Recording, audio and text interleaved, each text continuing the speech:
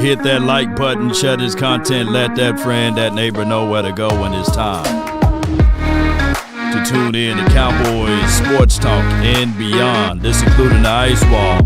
Mama said that there will be days, literally, just like this.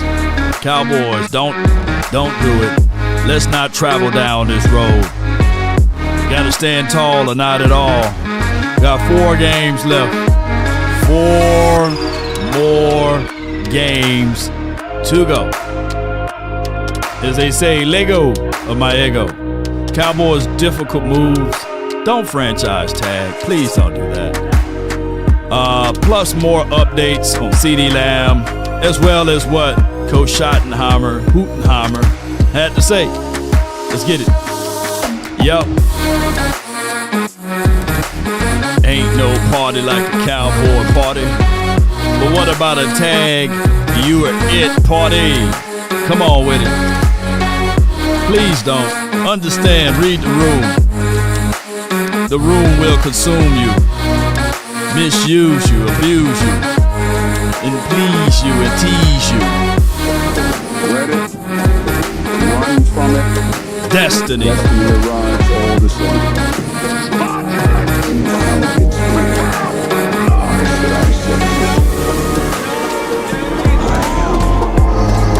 I am, baby. Shout out to you, Lisa. I see you in the chat. 5, 4, 3, 2, They can come closer than close. and stand tall or not at all. 1.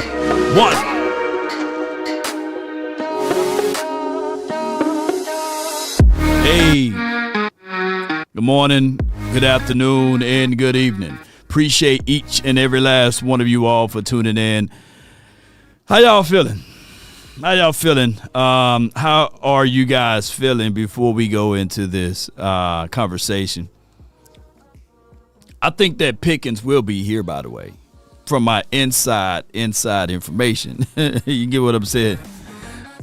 I don't think that they would let that walk, but I'm also is understanding that we thought that Michael Parsons would be here too. So the offseason is daunting, and I don't want to get there. I definitely don't want to get there. I don't want to go into draft talk. I don't want to talk about who we rooting for in the Super Bowl so we can look good in these type of situations. I want us to fight and finish strong, play through the echoes of the whistle. The Viking game will not be an easy one. The last 4 games will not be easy, right? I'm just looking at this whole situation and scenario is that, to me, if we were to change just a few things, this season could be turned around just like that.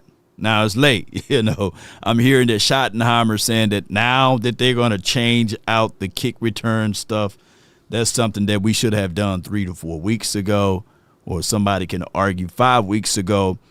But hey, as they say, better late than what? Never, right? So that's where we are at right now. So Schottenheimer did say that. We're going to pull up some clips of the people in the room talking about franchising and tagging George Pickens, and that's the way that I do not want this team to travel down that road. You know how the old pastor said down in Mississippi, we don't want them to travel down that road, right? We definitely don't want that to happen. But the Cowboys are in love with using franchise tags and as well as fifth-year options. Those things, as it relates to that, are salary cap killers, right? Because you can't prorate it, you can't spread that money out, and you can't do anything with it. Changes like Seabass says, changes like 59 off the field. Like, I combed through some tape. I couldn't find a single thread of, like, the aggressions, There's something about aggressions. When you see a dog, and they said canine got teeth, right? You see a canine dog, it got big teeth. And that means that, hey, I ain't going to try to mess with that because it's a deterrent, right? And then when you see any form of bee or a hornet or a yellow jack, you just ain't sitting around here just swatting at it, right? You just ain't playing around with it because you know that there are consequences for your actions there, right? And that's what I'm getting at. With Kenneth Murray, number 59, and I'm not beating him up. I hope all is well with this kid. I want him to have a blessed and beautiful future beyond football, but he's none of those things, right? He's not a dog with a big mouth or teeth, right? And he's not an insect that you can swipe at, and then you know that there's consequences and repercussions. We need that, and I'm telling y'all right now, we need that. We need that. And it's so hard to gauge this particular team because now I'm looking at it. Is it scheme?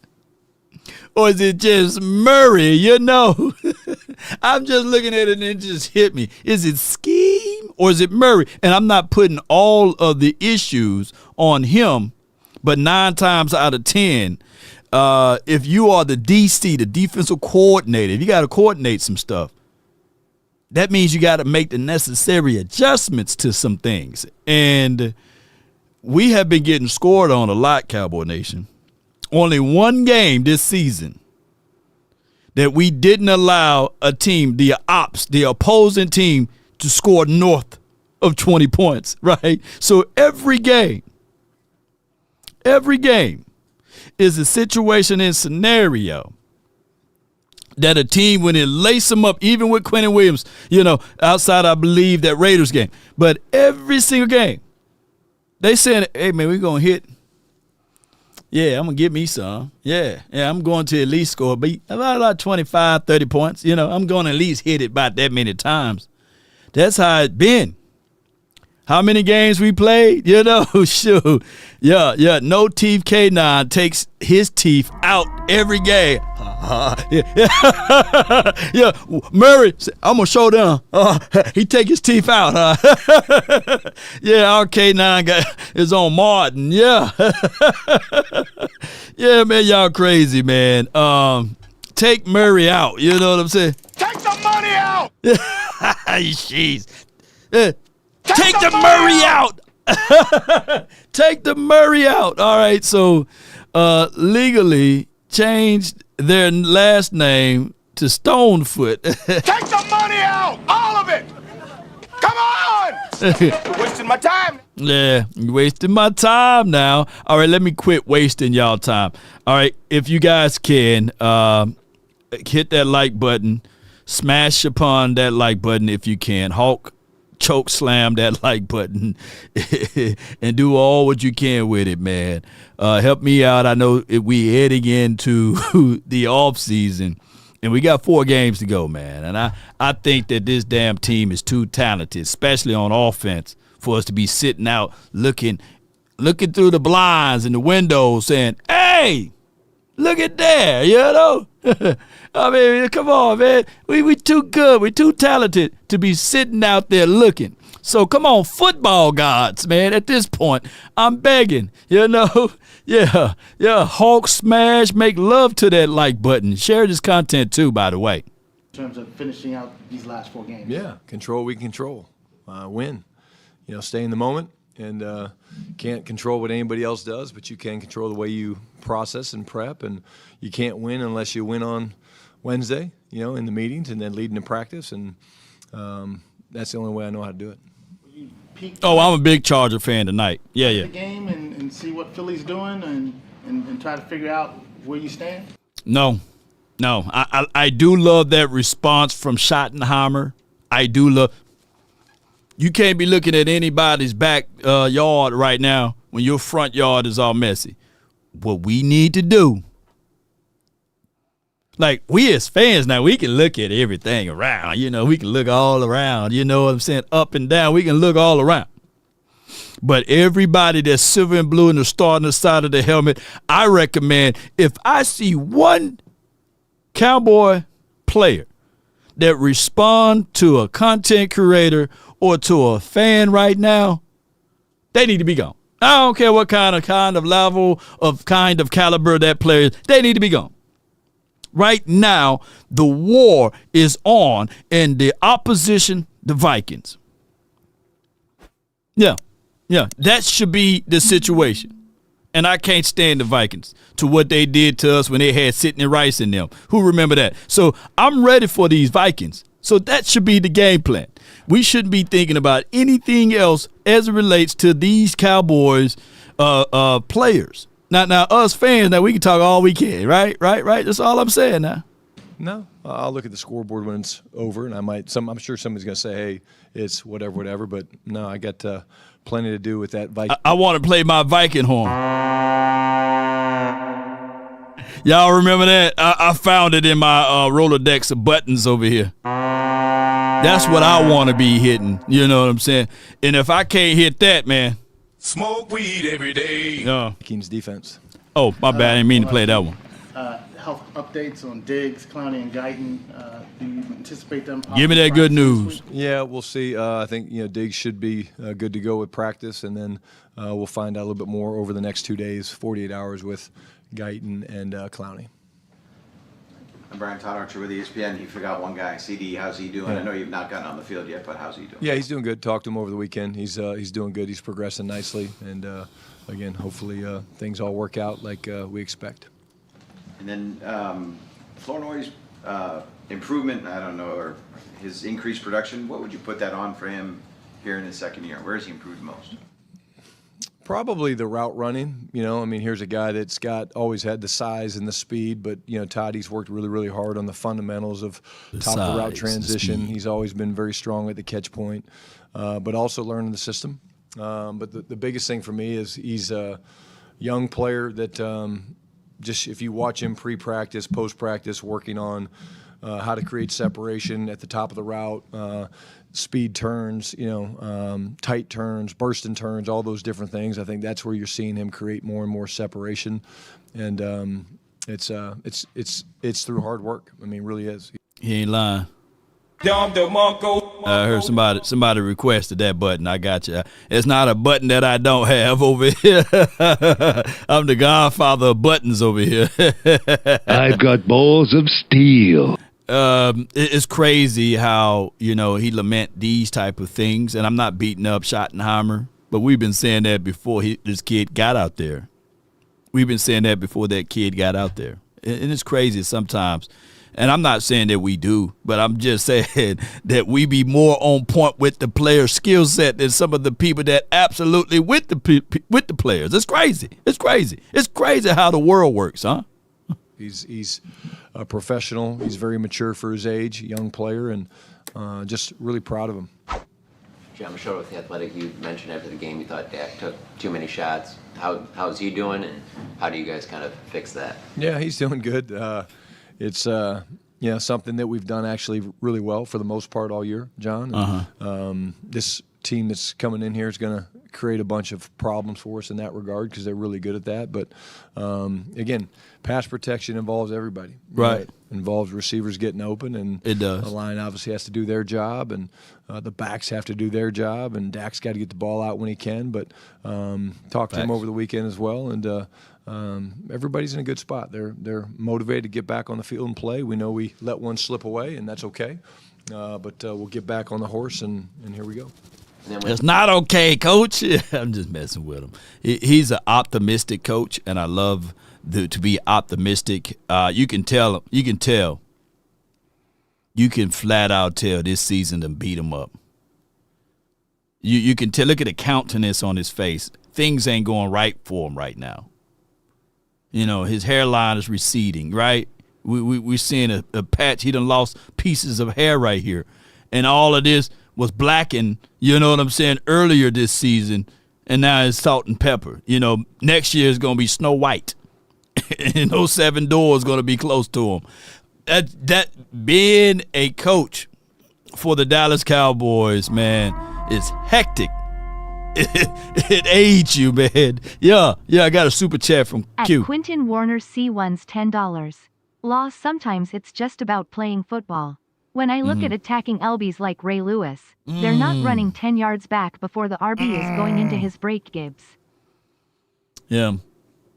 That Ray need to be studied, right? Like Ray Lewis need to be studied. Luke Kuechly's of the worlds need to be studied. You know. Sean Lee need to be studied if he could have stayed healthy. Yeah. The way they attack and pursue to the ball. Linebackers, right? Those type of things. You should never shy away from being an aggressive linebacker. Those guys need to be studied. You know, what's the guy? I really loved him, even though I couldn't stand him.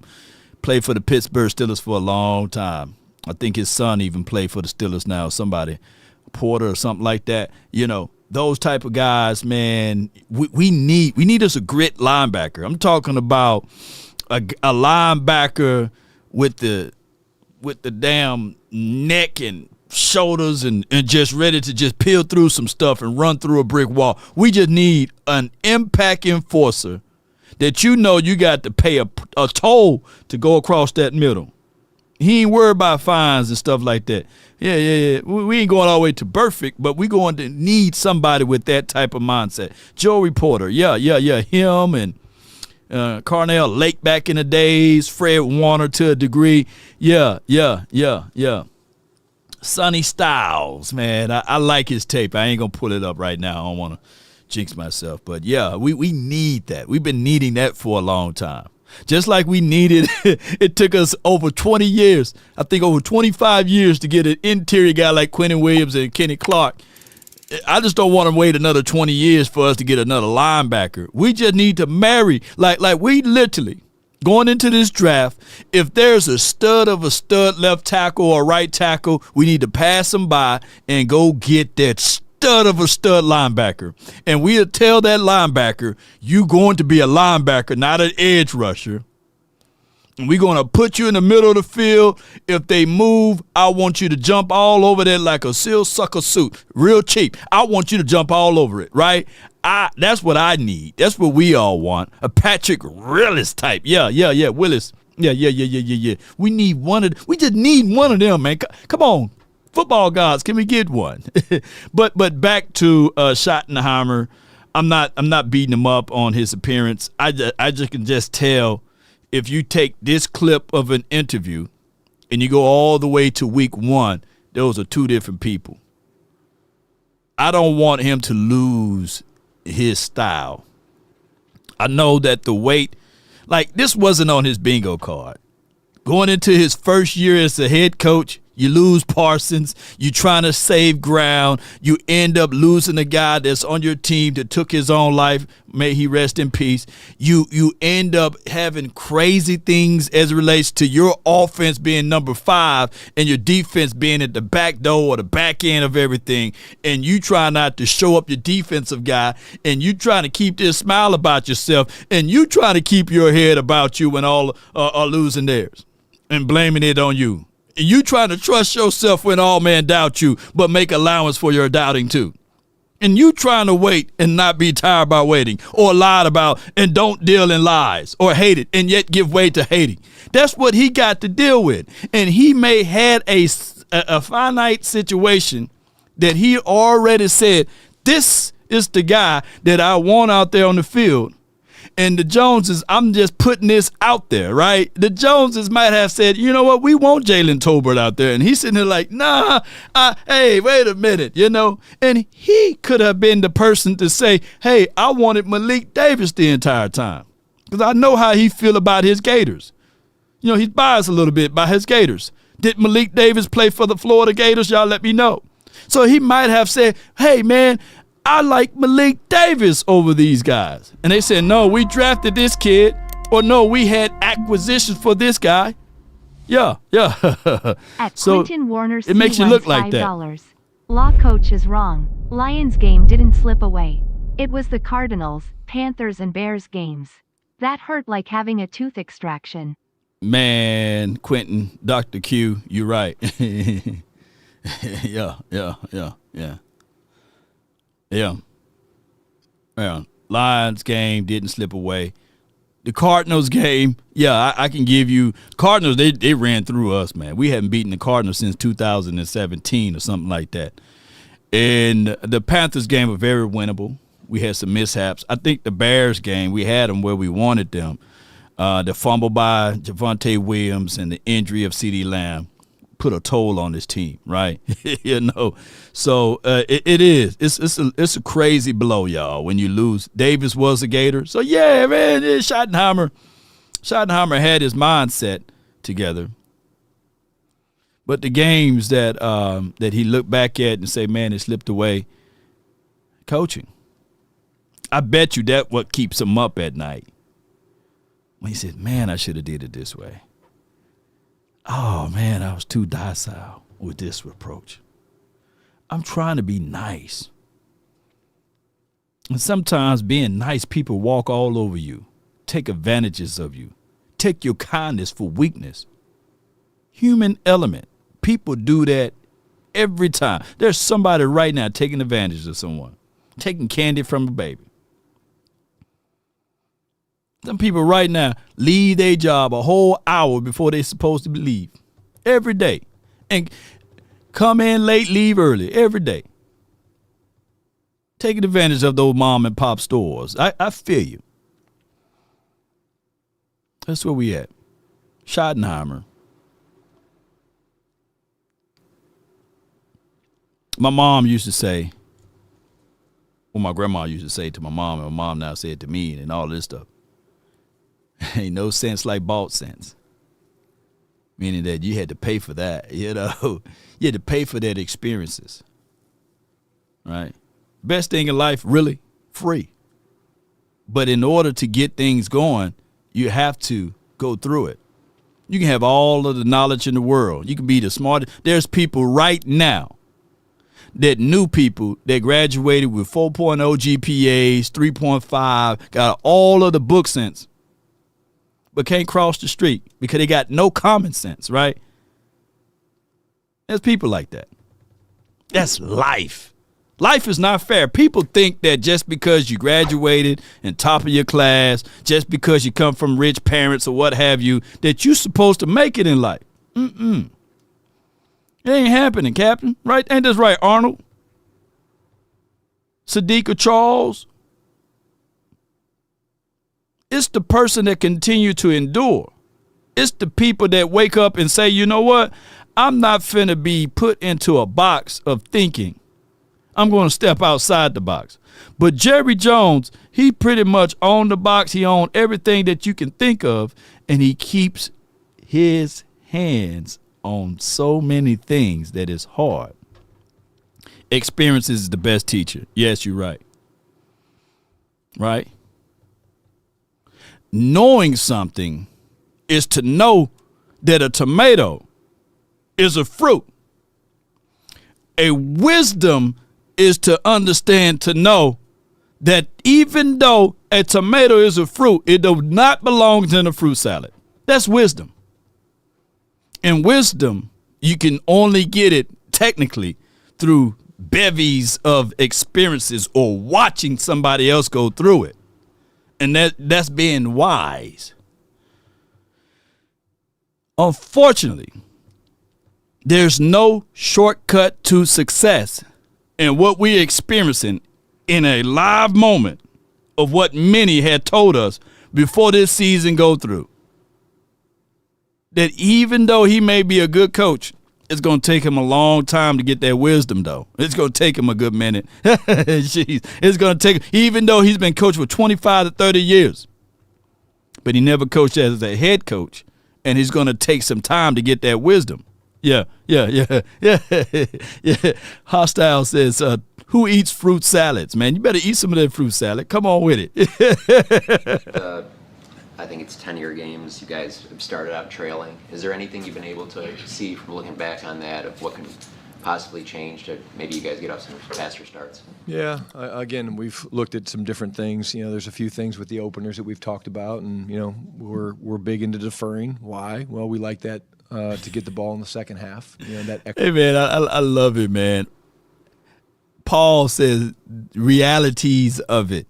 Y'all be taking what I be saying, man. This little old Mississippi boy, they'll come on with it and the realities of it. Then I listen back to myself and I say, damn, I do say that all the time. The realities of it.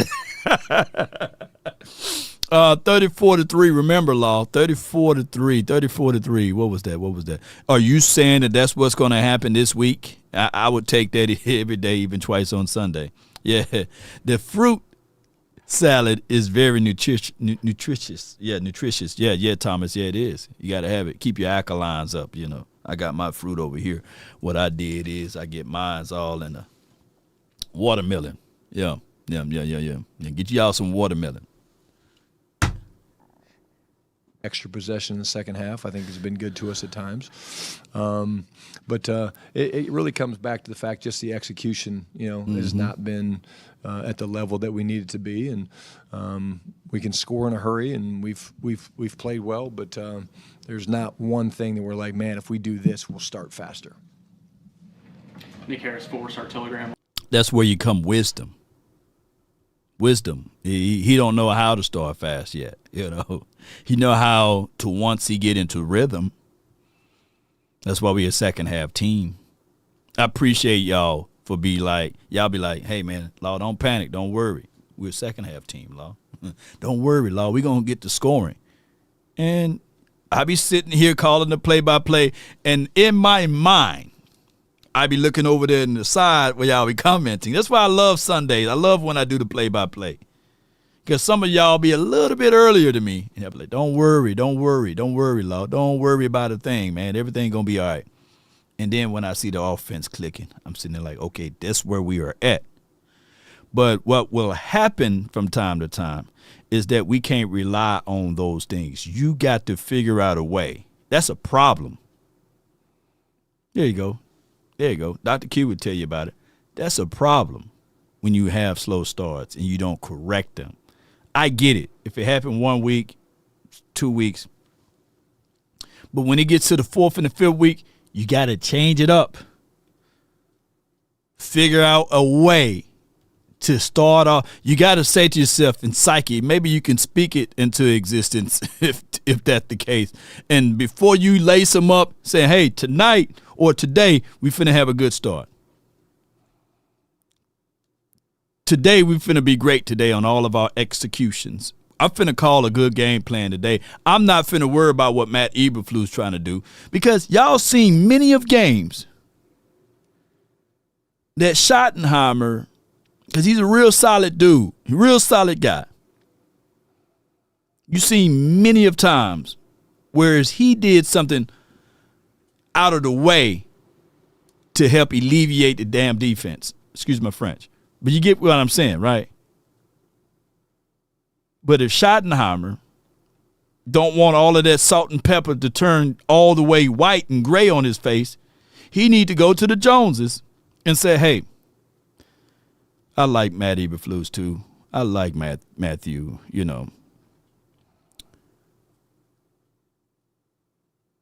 But he ain't my pick of the litter. Can I just bring in my philosophy? I'm talking all type of different language. Can you bring in my philosophy, my principle, my system, so that we can be equally yoked? Because this arranged marriage ain't working, man. Along the same lines of Dak taking too many shots, the tackles allowed double-digit pressures in that game against the Lions. What was your evaluation of those two guys and how they can improve moving forward? Yeah, again, I thought, Nate struggled. I think he'll be the first one to tell you that. Young player, second start. Again, very talented. I think where Nate needs to grow is understand he plays a very difficult position to play, and you're going to get beat at times, and you got to bounce back. But for him, it was more of the aggressive sets. What do I mean by that? I talked about in our conference call, I think, the other day. But, his initial set was really good, and then as there was space, he would be Yeah, that kick slide, he hesitated. I know exactly what play he's talking about.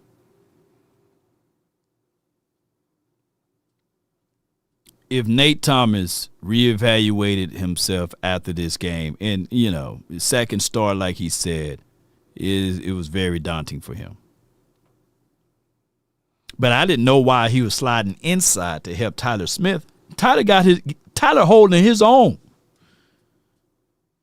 When you are out there in the alley, now I've never been 300 pounds. I've never been over 250 pounds. I've been small my entire life.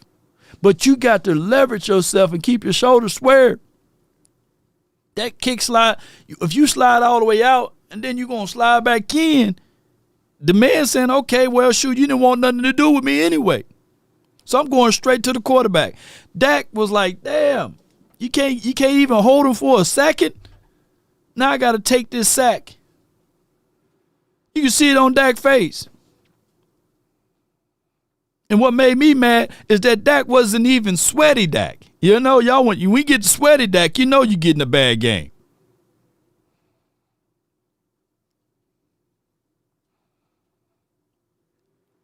My thing is, and this is another thing, if you know he's timid, we don't need all of them wide receivers to run out on a pattern anyway. Move the tight end to that side. You got Brevin Span 4. Let him be an additional help to you. And we didn't do that.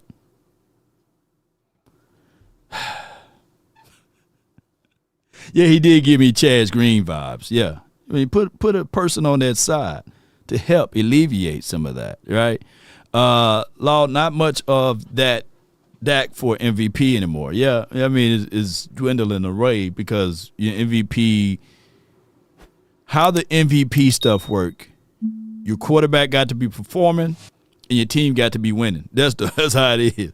If your quarterback performing and if your team is winning, and then if you're a certain kind of caliber team, it's who you beating, right? Especially if you're the Cowboys, you got to beat certain teams in order to qualify. That's just how it is, unfortunately, with the Cowboys. Yeah. Because if you look up the year that Lamar Jackson won and the year that I want to say Josh Allen won, I mean, Dak stats was better.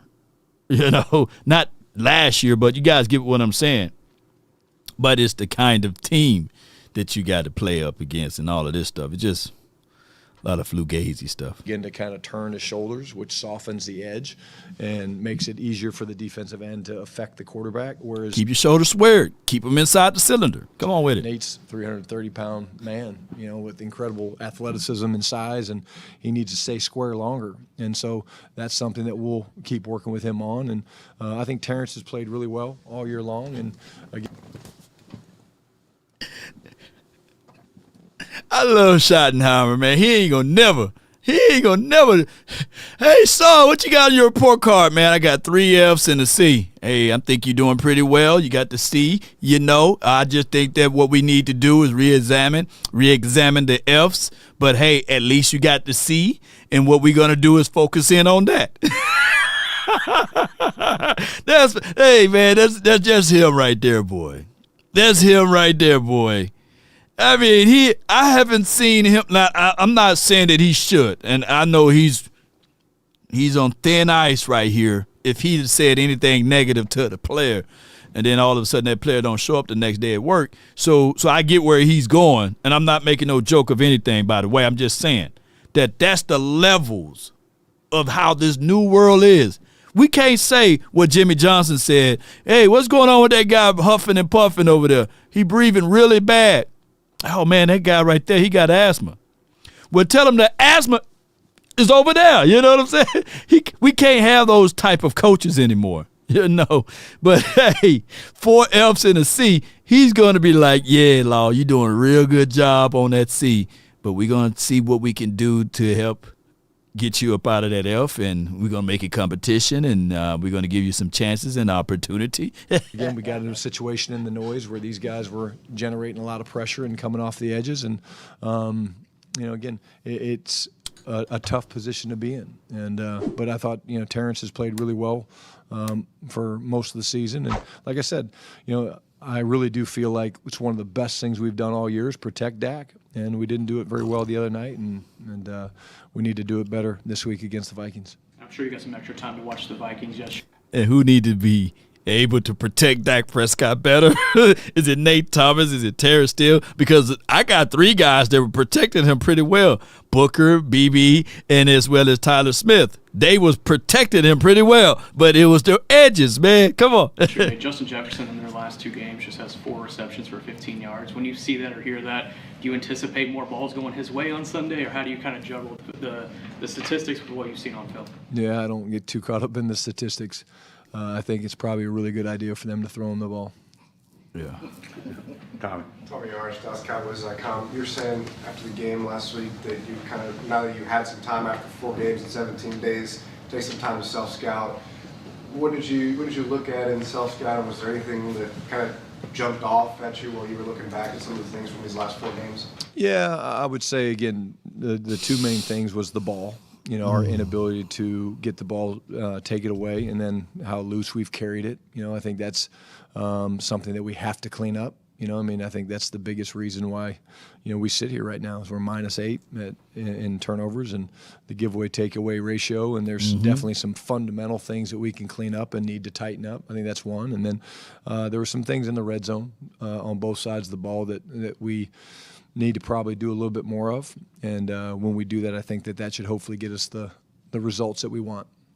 And kickoff coverage unit has given up the 4th most yards this year on kickoff returns. What have your conversations with Nick been like about trying to get that number down and give your defense some better field position? Yeah, we need to do that, number one. The kickoff coverage leverage has not been very good. You know, we've lost contain, and you know, the way it's all set up now is, again, if my left arm's free, I got to keep my left arm free. And guys are trying to make plays, and again, the way you cover kick. Yeah, I got a super chat. Appreciate you for your support. Thank you. Take the money out! All of it! Come on! You're wasting my time now. Come on! Shotty, why you lying? Aluminum, don't be blocking. yeah, I feel you, Brandy. 17able. Is that how you say your name? Brandy 17able. Brandyable. Appreciate you, girl. It's one of those things, man. The special teams, the 4th most yards allowed. That's crazy wild. And I think that the reason why we're ranked 15th in special teams probably because of Brandon Aubrey being able to balance the scales of things. This should be the strategy here. I want Schottenheimer to figure out a way. Brandon Aubrey do have a good leg. Schottenheimer need to say, hey, foot it into the end zone. We at least have him at the 25. That's the rule. Is that I know it used to be the 20. Is it 25 or is it the 30? I think it's the 25, right? If it's in the end zone, that should be the number one thing. Like last game, it was in the dome. I think that, and I know they're trying to preserve Aubrey leg and all of this stuff, but they need to. That should be the strategy. Foot it into the end zone. Don't try to get it like halfway where you guys can still foot that thing. Is it the 30? If you foot it into the end zone, is it 35 now or the 30? Damn, it can't be at the 45 now. I hate the new ruling though. By the way, it's the 30. I would deal with that. I would deal with that. You know what? I'll write the rule for the NFL to just take it away. Take kickoff returns away. If it's not the old school way, take that stuff away, man. I can't stand the new rule anyway, whereas everybody lined up. It don't even look like football to me. It looks crazy. The football guys saying, oh, man, we done with this new generation, you know? And they talk about collisions and this is where the injuries come. I think it's more injuries now because your body, you know, body in motion stays in motion. But if you have a stopped body and now you start running, the physics of it's just crazy. Yeah. A touchback is now 35. That's crazy, man. Touchback in kickoff. Let me see. This is my guy Thomas Garrett, man. Appreciate you. From Tennessee, if I'm not mistaken. Touchbacks, kickoffs, I think is at the 25. Kick out of bounds is at the 40. Yeah.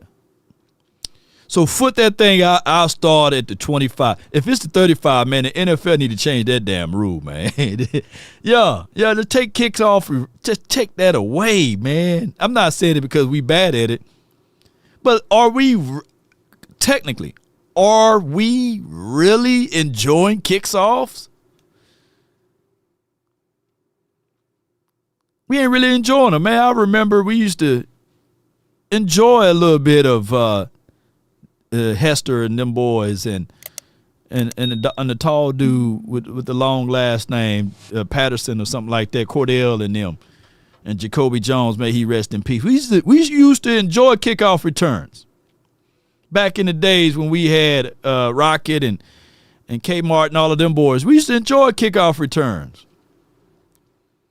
Now it's just like, man, you put me out there, I could do a little bit. Yeah. Just start. I think football would be more enjoyable if you started at the damn 25. Everybody, by the score, you started at 25. It'd be more enjoyable. You'll save a lot of injuries talk. Kicks well is to have everybody do their job, stay in their lane, keep their contain, play with the right arm free. And we haven't done that. Again, we'll be looking at maybe some personnel adjustments as well. Scott. Saturdays with the AP, you said Friday you would talk to George about the social media thing. Have you had a chance to do that? I did. Had a good conversation with George over the weekend, along with a number of players. Do you think it's fair to say? And look, I think we're overanalyzing the George thing. What George Pickens said on his free time, damn it, let him say it. Let me say this again. What George Pickens said on his free time, damn it, let him say it. Yeah, Sherman went at him, he went back at him. But what George Pickens said in that interview, it was everything. It's T, as they say. You know, it was T of what he said. He kept it within the confines of professional. He kept it respectful of Richard Sherman. But he did just like all of y'all would have did. Wait till I get off, man. I'm going to show him, you know what I'm saying? When I get off of work. That's what George Pickens did. When I get off of work, I'm going to show him, you know what I'm saying? I'm going to let him know. Ain't going to be no punk, you know, around his mug, you know? He going to talk about me. What did Marlo said on the wire? My name is my name. Marlo was mad. That was his name, right? Shoot. How you gonna speak bad on a man's name and not have that man to come back at you? Now, the way he went back at him was YN activity, of course. Because at the end of the day, Richard Sherman was the same person. We ain't gonna sit back and act like he didn't yell at Erin Andrews on the sidelines or whatever he said to her, right? So that man said whatever he said when he was off the clock. Let him do that. Yeah, Marlo was his name. My name is my name. I'll never forget that episode when that security guard was like, when he had went into that store. We got good timing, right? Y'all ain't doing nothing else. When he went into that store, and if you haven't seen The Wire, go watch The Wire. Go binge watch The Wire, man. The security guard went in that store. Marlo went in the store where the security guard was at, and Marlo looked right at him and just took, I'm going to use this Atlas razor as a lollipop, just took that Atlas razor lollipop and walked clean up out of the store. And the security guard like, how you going to come up here? He going to follow him outside. How you going to come up here on my job and just do me like that? Dog, understand. That's Marlo. You could have saved your life.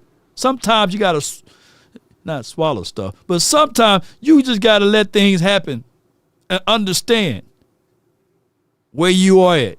Dude, you're a security guard getting $8.50 an hour. You ain't trying to be superhero. Just because you reporting that lollipop being stolen, they ain't finna give you $9.50. You getting paid $8.50. There's many of things I saw, man, when I was working for Securitas. There's many things, man. I used to work for Securitas. I'm just sitting here, I was using the Marshawn Lynch thing.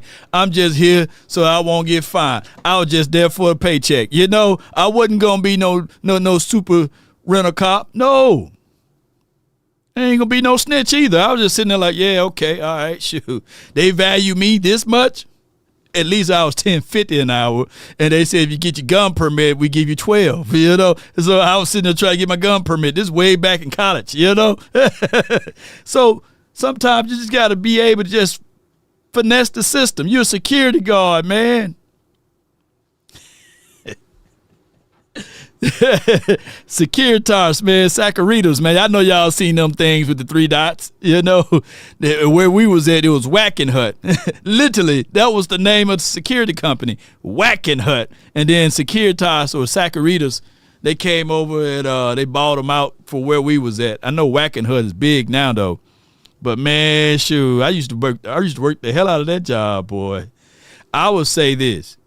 If you looking for a job, and I'm going to say this before I play the rest of this audio, and you can't find one, put your name in the hat for a security job. Shoot, if I knew what I know now, I'll be finessing the system too. I'll be over there like, thank you for tuning in to the Law Nation Film Session. Hey, when you going to do your rounds? Hey, don't worry, man. I'm going to be around there. Thank you for tuning in. I'll be security doing my whole YouTube videos if I knew what I know now. Shoot, I had nothing but time, didn't know what to do with it, but I was security guard. Yes, indeed. Yes, indeed. Hit that like, y'all. Share this content.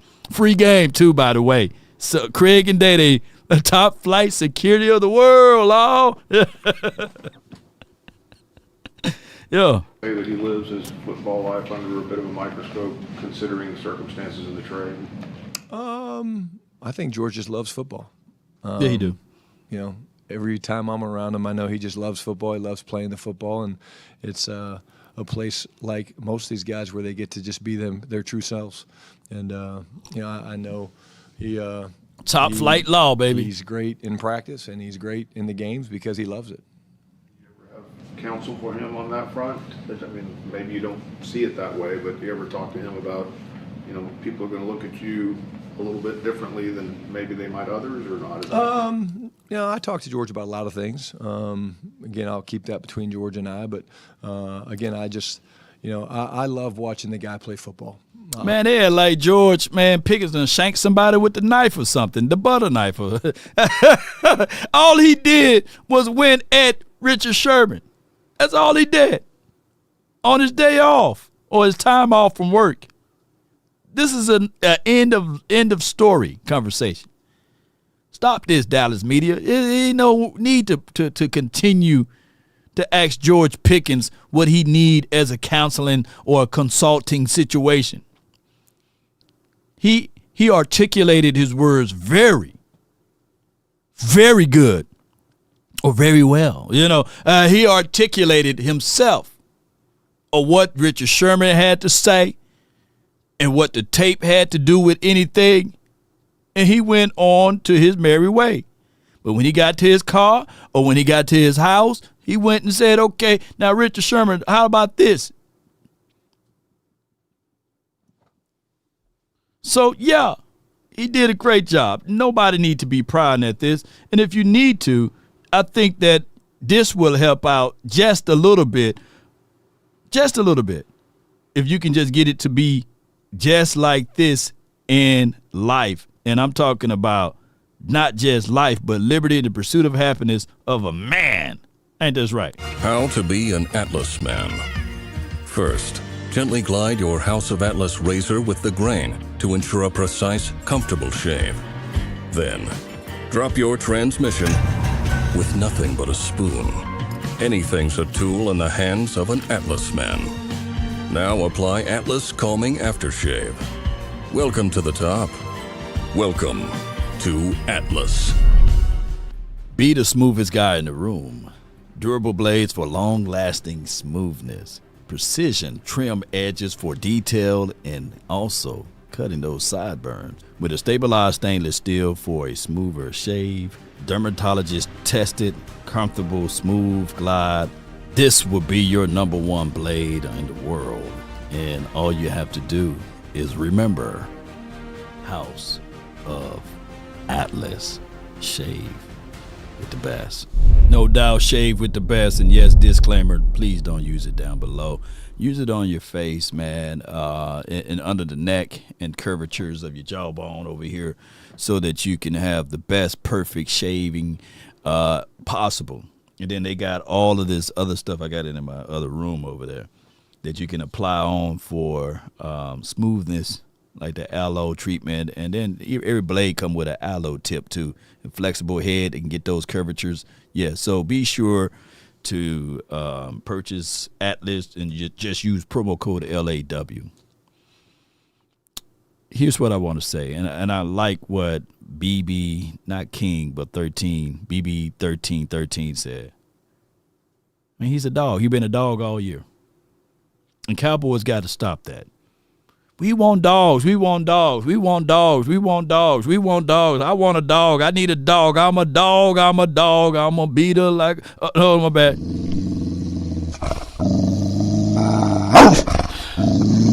Hey.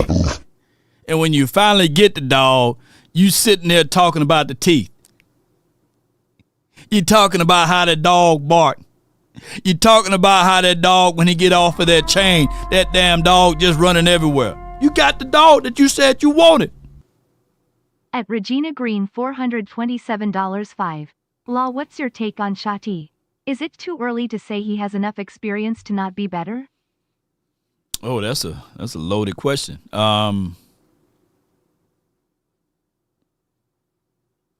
Before I lose that point. So next year when we get that damn dog at linebacker, I don't want to hear it. He may say some stuff. Yeah, I'm trying to bust a person's spleen open and rip it out of their neck and step on it and eat it for lunch. You know, that's a dog, baby. Oh, can we have somebody that have a healthier decorum? We don't want that. We need a K9. No. When we get us a dog at linebacker, don't y'all try to potty train that damn dog and having him pissing in a corner. No, I want this dog to be pissing everywhere he want to be. I want him to be eating the other dog food. I want him to be starting fights and everything. You want to talk stuff. You want to run your mouth. I need that type of dog. You know what I'm saying? Hey, when we get that dog, don't y'all be sitting there saying, hey, man, can he be nicer? No. Do your dog bite? Yes. He got teeth. Sharp ones. All right, so Regina, you were saying, Law, what's your take on Schottenheimer, basically? I think it's way too early. Normally, the program of coaches, in order for their identity to be here, it takes about 2 to 3 years on the back end of the second year. So he just laying down the framework now. I'm quite sure that Schottenheimer really don't have all of the pieces that he really want right now as it relates to his offense. So it normally takes 2 to 3 years, but you know, for where we are at, would I like for us to have a better start? Yeah. I would like for us to have a better start. But for right now, we are almost on pace of how McCarthy started, right? Shoot, 6 or 7 games. So we need to get better. Yeah. And we are. Bobby says, disclaimer, please don't use that product on you. Yeah. Manscaped, hit your boy up, man, so I can get these people going. My dog wears patch because I say, because safety brief. Yeah. Yeah, everybody Hawk smashed this, man. Come on with it. Well, what do you think is more likely, the Cowboys win out or the Eagles go 2-3? I don't see the Eagles going 2-3. I mean, I don't. I think that they're a soap opera, but they stay on the air. You know what I mean? I mean, they're a good soap opera, I guess, because they're winning. They'll win games. I just don't think that they'll go 2-3 down the stretch unless there was some kind of injury. But the Cowboys could go 4-0 because they're going to be favored in most of these games, but I would be surprised if they did that. All of them, like even the Giants one would be one that I could see them maybe losing that. All right, so let me pull up ESPN and let me pull up my Cowboys, the team that some days I wish I just liked the Cowboys, but I don't like them. I love them, so it's hard to pull away from them. So when you in love, it's just hard, y'all. It's hard to pull away. Some days I'd be like, man, I ain't gonna even mention the Cowboys. Not even gonna look at them up. Not even gonna look them up. And I think that technically, not one day I've been alive, like since I became a fan in the early 80s, that I didn't think about my Cowboys. Hey, man, hold on. Before I read these Minnesota, Los Angeles, Washington, New York, they are very winnable games, but you got to win them. I need to know, man, if I'm not the only one, I just need to know. I'm not the only one, right? I'm not the only one, right? I can't be the only one. Are y'all like that too?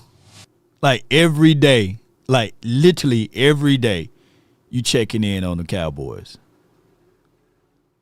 Who went a day without checking in on the Cowboys? But if you went every day since you've been a fan of just looking at something with the Cowboys, put a 1 in the chat. And it's been good days, bad days, but I think that we are all like, I technically haven't went literally, especially since I've been in Dallas. I can't recall a day that I didn't think about my Cowboys. That's crazy. I'm in love with my Cowboys. I love this team. I'm not like crazy in love with like you put stars all over your face and stuff. I ain't that crazy. Man, y'all just like me. I never knew. Hey, man, oh my God, look at all of y'all. And I know some, even when you try to move on from the Cowboys, it's impossible. Hey, 6-1, man. I know. Oh my gosh. I know we're so lovable. There are Eagle fans every day. They thinking about us. I know there's Eagle fans right now. Yeah. They Cowboy fans, low key. Deep down in their hearts, if you pull them over to the side and you say, "Hey, man, you like these? You like these Cowboys? You just embarrassed about them. You just want to be on the side of the conversation of saying that at least y'all won 2 Super Bowls in the last 10 years or something like that. But deep down in your heart, you're a Cowboy fan. Yeah. All of y'all, man, we all the same. We all the same every day. I just started doing content on it. We all the same. I'm no different than Seabass. I'm no different than the official brand. Appreciate you, Sadiq. Every day we think about this team. Even in the off season. Boy, I love y'all, man. All right. It's crazy how much in love we are with this damn team. Okay, but we'll see how it happens. I mean, it's one of those things. It's gotta be good early for them. You gotta like stay in it, stay engaged. Everyone's got to be in it there. And if the Eagles could lose some games, then that would certainly help. The Cowboys kind of stay engaged. And when I say that, I mean all of their players, Monday through Saturday. What do you think is more? Yeah. It's wild that like for example, we all do Cowboys Collective, and John is from the northern part of this world, and he like Detroit. I think he liked the Detroit Lions. He's a Detroit Lions fan, but every day he talks about the Cowboys. Can you imagine having that job? Would it be more? And you can ask him, would you rather be a Detroit Lions media person or Cowboys media person? He's going to say a Cowboys because we got everything good over here. Yes, indeed. So it is for what it is. Cowboys are a situation where even if you're not a fan, you love talking about them. How about that? ESPN really in love with the Dallas Cowboys. They want to put a ring on it. Yeah. It's baffling to me that if you need a storyline, if you need something to go, you just mention the Cowboys and everything will work its way out. Everything will work its way out. Let's listen to the Pickens future thing of what they're talking about as far as the franchise and the tag. But before we go there, let's talk about this right here. Sleeper is the #1 fantasy sports app. It pays to know sports. Pick more or less on top players. Your first pick is on us, so start winning now. Play in Texas, Georgia, Minnesota, and 27 more states. Pick anytime across all sports, pregame or live. Over 10 million players are already on Sleeper. Make your picks count. Score up to 1,000 times your cash. Join today. Get up to $100 credit using the code LAW. Call your shot on Sleeper. Download now. No doubt, download Sleeper and get $100 deposit added to it. They will match up to that $100. But here's the sweetener to the Sleeper. Law Nation, from me to you, will give $20 to your cost on your first initial deposit. So that's $220 when you use promo code LAW. All I ask, in the words of Shay Sharp. All I ask is when you lay your head on that pillow at night. No, I gave you everything I had. I gave you everything I had. Me? I'm giving y'all everything I had over here, man. Yes, indeed. All right. So with that being said, be sure to use promo code LAW. Salute to Sleeper and all what they do for the nation and beyond. You still good for the re-sign at $30 million? I'm good with the franchise tag and see how it goes. We'll see how it goes. We'll see how he. Nick, I've been down for that as well. My problem, as Choppy points out, the problem with the tag is that $28 million figure you can't manipulate on the cap. You cannot manipulate the salary cap figure, and it will be us doing the same thing over and over again, expecting different results. Players do not like to play on the franchise tag. Let me say this again. Players do not like to play on that franchise tag. Everybody wants insurance. And they also want assurance, meaning that you want to be able to say, okay, they care about me. They value me. Because even with a franchise tag, and if you go down and hit that knee, that elbow, that shin, and it breaks to pieces, that money that you got that year, all money ain't good money. People want to know where they're going to lay their head at the next season, right? And $30 to $40 million sound like a lot of money to us, which it is. Hey, God, you want to tempt and have me to be blessed with $30 to $40 million, man, I'll see what I can do with it. Come on, G-O-D. But at the end of the day, tempt me with $30 to $40 million and see what can happen. But neither here nor there, these guys are in a different realm as relates to that conversation. So when you start to think about it and you say to George Pickens, will you be comfortable playing on the franchise tag for 1 year? It cripples the team. It may help him out financially, but it cripples the team. When you can just go ahead and give him a 4-year deal of $124 million, $31 million APY, and get it moving from there. That will put him in the same room of DK Metcalf, Jalen Waddle, Brandon Ayuk, and Garrett Wilson. Now the problem is when he say, "Well, I want north of that. I want 38 or 40." Now we got to have this conversation. here's what I would do. I'm not in the wheelhouse of just doing that, ladies and gentlemen. I'm not. But the best way that you can get in front of this, ladies and gentlemen, would be now. Pay the man now. But the underlining of it is that the agencies know that too. So a healthy medium will be, hey man, you can't take this money to the grave with you. What do you need? What are the things that you want out of life, right? Do you want to be the highest paid? Do you want to be paid in the respects of where your tiers of other wide receivers are at? Because now it's a flex movement, right? And people like to flex on each other. The best way that you can get in front of this, the kid is only 24 years of age, is to start peeling back and saying, we value you, we want you, we really believe in you, and we want to get this deal done. I do not want us to go into this offseason whereas this is the lead. Will Pickens get paid? Will he show up in training camp?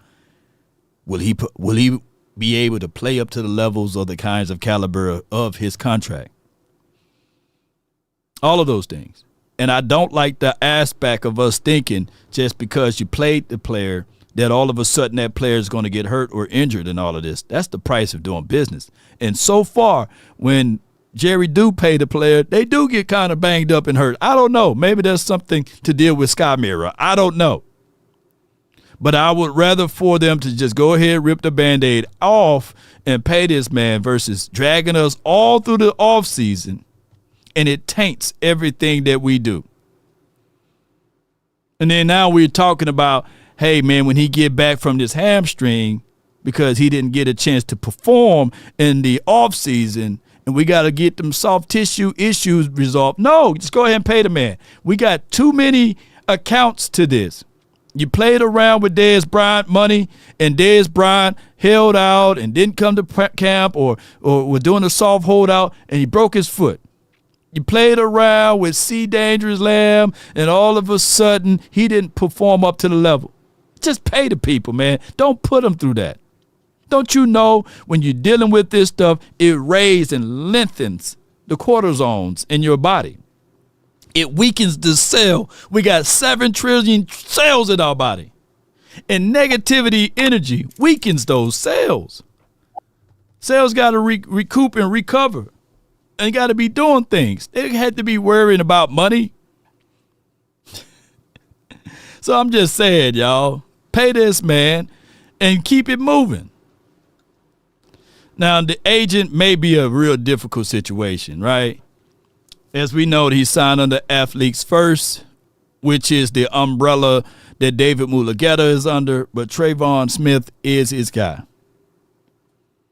So we just got to figure out how to get Trayvon Smith in the mindset of telling his client, hey, man, you remember life in Seattle? Not Seattle, but you remember life in Steelers world, right? Come on, you don't want that life. All money ain't good money. But some people say, man, football not for long. Take the money, man. Take the money. Take the money. Yeah. All right. You can't. No, you have to manipulate the other guys around it. Well, and then Dak's got like a $70 million tag next year, right? Yeah. I mean, there's. And then what does Mulugeta do in that scenario?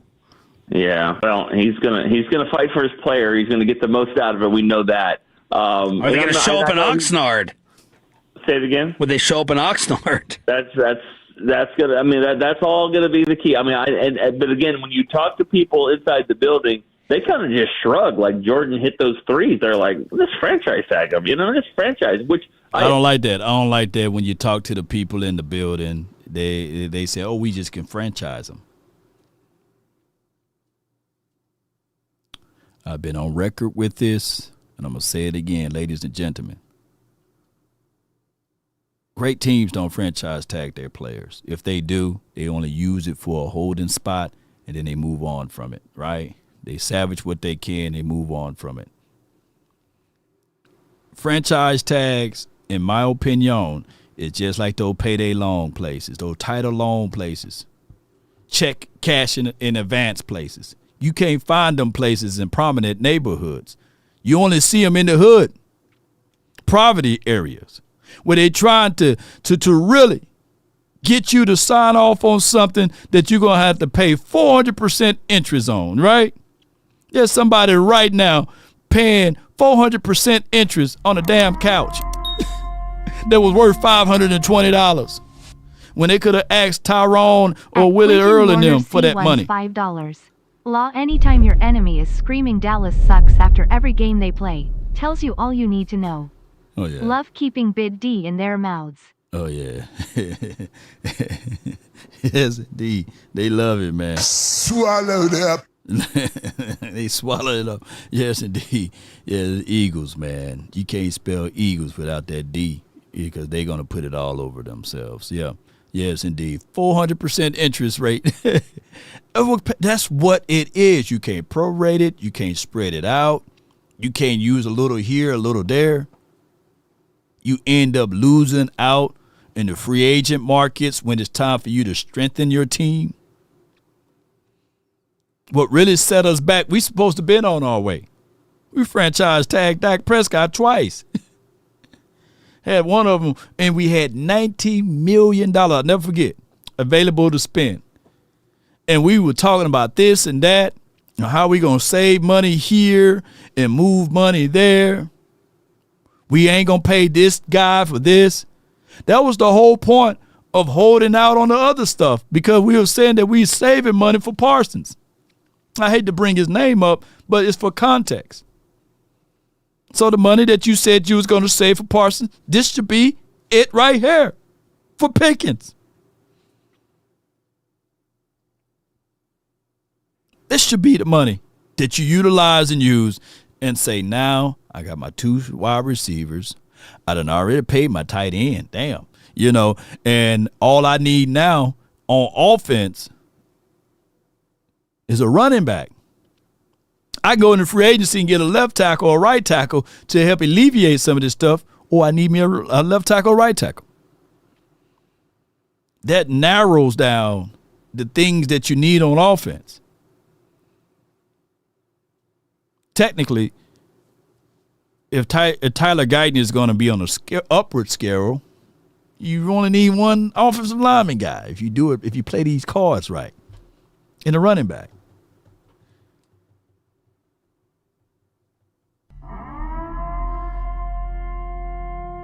Uncle Dave, Stelios, 300. A day At I speak. Stelios 300 Cowboys $5. He ain't lying, rolling on the floor laughing, rolling on the floor laughing. Yes, indeed. They had them check cash and payday loans all in the hood. You know what I'm saying? And nothing wrong with it, too, by the way, being there in the hood, But they just stealing from these people that have lack of information on money. I'm not saying I'm not beating up people in the hood. I get it. I see some issues there, because I think what made them so good this year on offense is the fact that training camp every single day, there was CD, there was Pickens, there was Dak.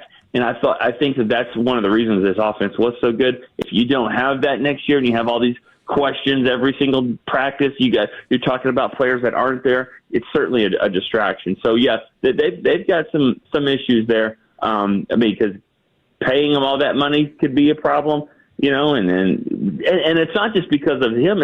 Think about it. How many players have they paid that have actually lived up to the contract for one reason or another? It hasn't been very many of them. There haven't been very many. Yeah. And I'm going to tell y'all, man, this year in Oxnard, even though it was more people, I couldn't really stand it.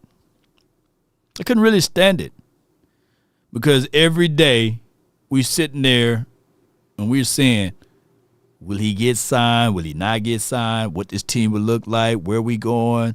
I got Mama Parsons right next to me.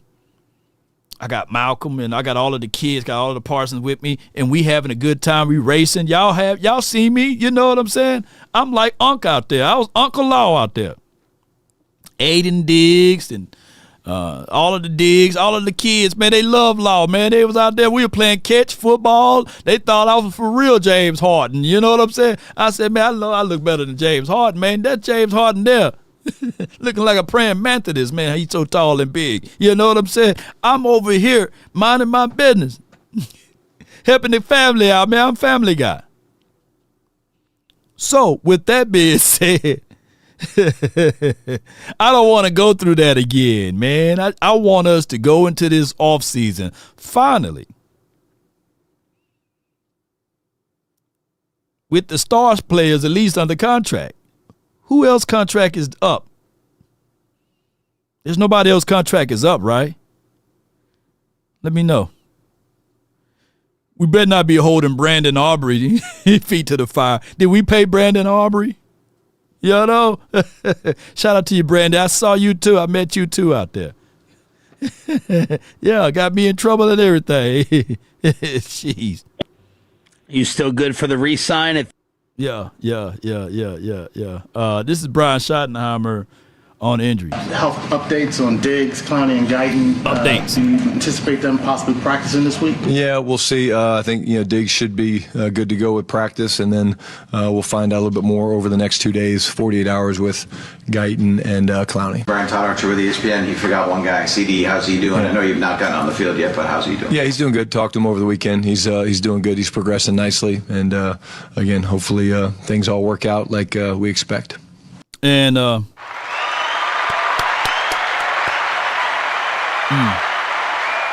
And like I said, I'm gonna say again because it was distasteful for me to say CeeDee Lamb, man, he's okay, man. Get him back out there on the field, even though he had that concussion.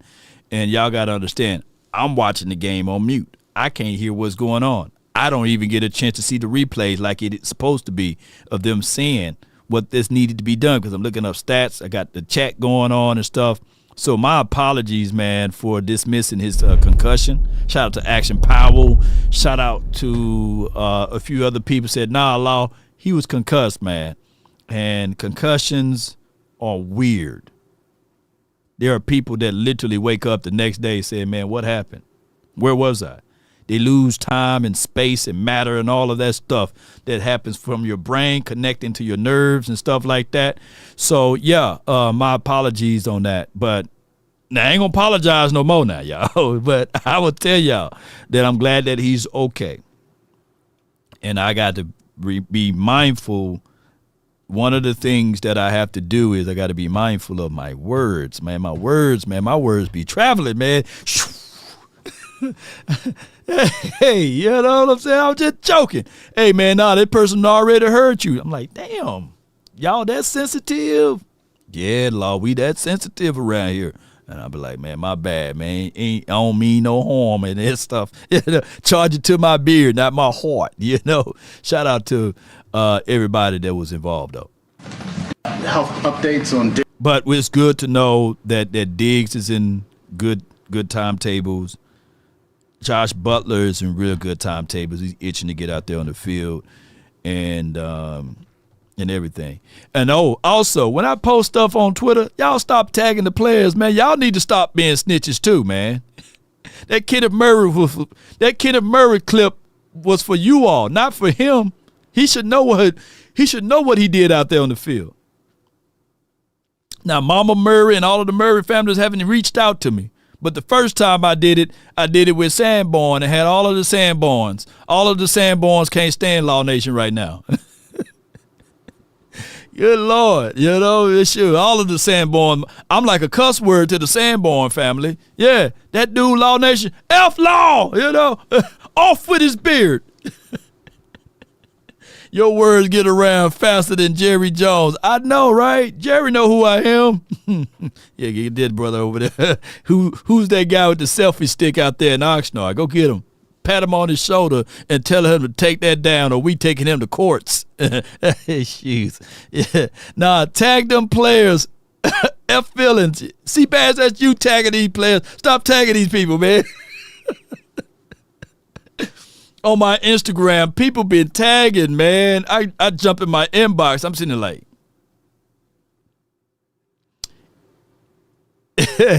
Hey, guess what? Guess what? I had a former Cowboy that hit me up the other day. He used to play on the D line. Guess his name, y'all. His nickname was Barbecue. Barbecue Woods, man. Y'all remember that dude? Shout out to him, man. He hit me up the other day. I was like, oh, wow. So we finna revisit, you know. I'm trying to tell him. I tried to tell him, like, eventually you're going to come to this side of the podcast world. Let's listen to this right quick. Can they still make the playoffs? I know a lot of people are not optimistic about that. Totally get it. When you ask can, you're talking about really like the mathematical equation. Probably. Not does your heart tell you. Yeah, and I know it can fall into anything can happen. Yes, like, I get that. I but agree. Here is a thing that has to happen. You have to win out, or else none of this matters. Most certainly got to win out, man, and none of this stuff will matter. See, man, I forget damn long name. Shout out to you, man. Let's look into this. I think that out of the silver lining, here's my thoughts. I'll bring them back for a cup of coffee, and that's my guy, Sam Williams. I'm a little biased. I'm a Mississippi guy, but I think that Sam Williams played better as the season progressed, because I'm going to the Dr. Q's mindset that it takes a little bit over a year for these things to heal up, and he's going into a year and a half now. So by next year, I think Sam Williams is going to be playing a whole lot better and be more explosive. What we're seeing out of Sam Williams is anywhere between 70 to about 85%. And I know that's a big gap, but, you know, he's been performing in a rate, whereas he's good at rotations. And, of course, he's helped us out a few games now. Forced a fumble here, had a blocked field goal in another one, being able to block another field goal in this game, being able to have tackles for loss and stuff like that. And that game was the Lions game. Is he performing like you're going to go back and forth over $40 million over him? No. Is he performing like you're going to give him $25 million? No. You can give him a real serviceable, and Sam, I hope you ain't watching, give him a real serviceable contract, right? Within reason. I think that the Cowboys should bring him back. I know we got 4 more games to go, and I'm a little biased as my business partner and beyond, but I'm just saying, I think that Sam Williams should be back on this team. What's y'all thoughts? Honestly, and I don't have no soft skin over here. I got tough skin. Let me know how y'all feel, man. Would you like to bring him back for a cup of coffee or not? Or should I hit Sam up and say, hey, man, get ready, bro.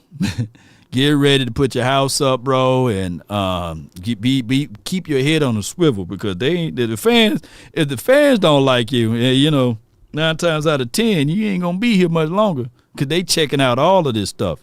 Yeah. All right. Slam is good. I hope he comes back. My biggest, it's not like he's playing like Elam or Murray, right? And it's not like he played like to a degree. What's the other guy that kept getting cooked here? And we were all campaigning for him to go. And since he's been gone, it's been somebody else that's been playing just as bad. And that's Anthony Brown, right? It's not like he's been playing like him. Anthony Brown been solid a little bit if you compare him to what we had after we got rid of Anthony Brown. Yes, that's what I would do. 214 business with incentives. Give me one of them contracts for Sam. Bring him back with an incentive clause type of contract, and I think that would be a good thing. Yeah, Booth. He's not playing like a Booth. Yeah, so I ain't gonna say that. I ain't gonna say what Arnold Spears said. I ain't gonna do that. I ain't gonna do my guy like that. You know, no. I ain't gonna do my guy like that. Yeah. I ain't gonna do him like that, man.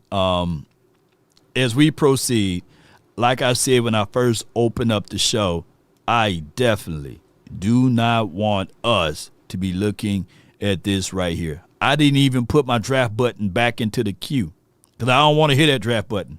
But according to Tankathon, they got us right there in the 15th slot. We got KC above us, not JoJo. We got Baltimore, Miami, Minnesota, Cincinnati. We got Arizona and them. We got Jets, Washington, New Orleans, Cleveland, Tennessee, Las Vegas, and then we got the damn Giants, who can really look good if they fool around and get a good coach over there. The Giants are in a good, sweet spot right about now. And we got us at the 15th slot right now. And then when I go to the mock draft situation, I'm not ready for that. I'm not ready for the mock draft thing. So they got us drafting a David Bailey, a CJ Allen, Xavier Chaplin. I'm not ready for this. I'm not ready to. Thank you for tuning in to the Law Nation Film Session as we take a deeper look at David Bailey. Haven't looked at his film yet, but he's 6'3", 250 pounds, had 13.5 sacks so far for the season, 3 forced fumbles, 43 tackles. I'm not ready for that. And we definitely need an edge rusher, a linebacker, and we do need an offensive tackle in those 3 orders. And I would say, man, give me the linebacker over the edge rusher right now. If we're going to keep Matthew, and I have a funny feeling that the way we looking at Mears Learfowl, the moment he goes to another team, he gonna Nushawn Wright us. He gonna Shavarius Ward, or however he say that man's name. He's gonna perform everywhere. We're gonna be like, hey, look at that Mears Learfowl. And they're gonna give him a real good number 2, not that 35, and he's gonna be flying around it on everything. We're gonna be like, man, when Mears Learfowl was here, man, if he was just given the opportunity, and there's going to be a few Cowboy fans to say, hey, man, he wasn't no good. He always had penalties. He ain't that good, Law. And then we're going to be looking around, and we're going to be seeing Mears Learfowl. I think that Mears Learfowl is one of them ones. In the words of Louis T. I don't know what he did to Matthew. I don't know what he did to Benghazi or whoever the damn linebacker coach is.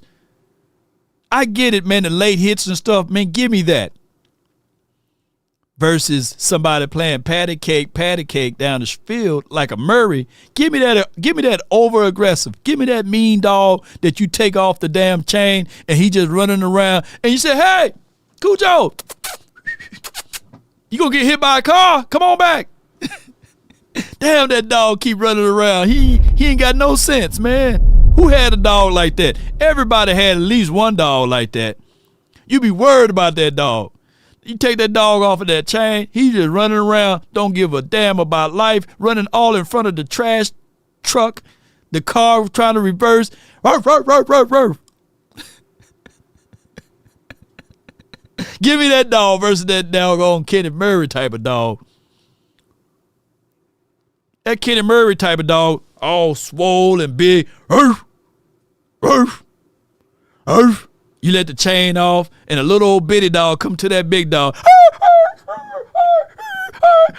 like, wait a minute. You doing all of that barking with all them muscles and stuff. We must then feed you no red meat and put a little cayenne sauce on it. Shoot, just running in a circle for no reason, right? That's Mears Learfowl. I guarantee you, we might have lost a few games the same way we lost them. But they'll say, man, that damn 35 right there, shoot, he stuck me. I still feeling that the next day. Hey, watch out for 35, y'all. And then they get on the phone and they call their other buddies, and now they timid. That's how aggression's supposed to be. Yeah. When Mears Learfowl hit you, you lay out. I haven't heard nobody get stuck yet. All of this soft pulling down, and I know Overshawn, he can hit, but he got to get it right first, you know. Shamar James, he never was a thumper like that. He's just a coverage linebacker.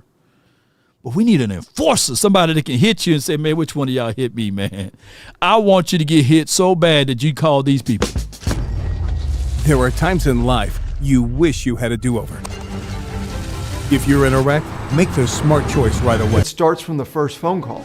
Most of the time, you're going to talk to Gene Burkett, a 30-year partner. You're not going to talk to some employee that just got put on the phones that day. There are things that are so crucial, especially if it's a cataclysmic event, to have our experts get out and look at the vehicle, witness statements, photos, the whole thing. Call Frenkel first. Chosen by the people, feared by the insurance companies. Call Frenkel first. That's 214 and all threes, or 817 and every three that you can dial with your index finger or thumb or however you dial. You can voice activate it. But Frenkel and Frenkel personal injury lawyers, backed by 100 years of combined experiences, located here in the heart of Dallas. Be sure to reach out to our proud partners in Frenkel and Frenkel personal injury lawyers. Keep this on your mental mind, is that with Frenkel and Frenkel personal injury lawyers, that if you can't visit that number, just visit FrenkelFirm.com. Now, my hotline for your mind is 657-390-7391. Must-win games. We've been saying it all year. 657-390-7391. Must-win games in order to stay in. And we got to have the Eagles to fall into the traps tonight. So I'm your biggest Chargers fan right now. I think they play the Chargers. Who they play? The Rams. They play the Chargers, don't they? Yeah. I'm their biggest Charger fan right now. I got from the 5-2-0. You're live on the Nation, brought to you by FrenkelFirm.com. Talk to me. Need a interact, need a check. That's right. Yes, indeed. It's Uncle Dave. First one on the line. First time ever. First one, man. You was in there just chilling. I was gonna say, man, nobody call in. I can get myself on up out of here. No, you ain't. No, we can't let you off that easy, bro. We can't let you off that easy, son. I know, right? You know what I'm saying? Yeah. Signing and re-signing players is contracting and procurement, man. Yeah. You have to be a fiduciary freaking advisor. You got to be Charles Schwab when you're doing these things. Mm-hmm. Yeah. With Murray, I'm sorry. I'm sorry you getting slapped around about Murray, but it is what it is. You call it as you see it. Yeah. You know, as we used to say in the Army, low speed, high drag.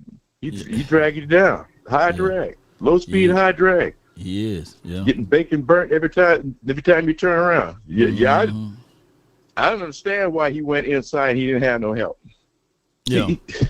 Because I don't think he's comprehending his assignments. Mm. And that's what it was with the man versus the man to man and the zone. And then you can mix that, as you said. Ain't you ever heard of man zone? Yeah, man zone. Yeah. Obviously, JP ain't never heard of it. Yeah. He definitely haven't heard he ain't he's not a maintainer, he's a complainer. Yeah. If you don't understand the dynamics of a man defense and a zone defense, you assigned an area. Yeah. That you got to cover. Man, you assigned an opponent and you have to follow. You have to follow. Yeah. But your keys, the secondary gets their keys from the linebacker gets their keys from the line. Yeah. Come on with it, man. You teaching football and people don't even understand it. Yeah, plain and simple. And there's different techniques, man. Just like when you playing that man and you want to physically get them up under you, and then you go into a trail, that's just a bait and switch, man. You got somebody over the top to help. Yeah. That's just fooling the quarterback.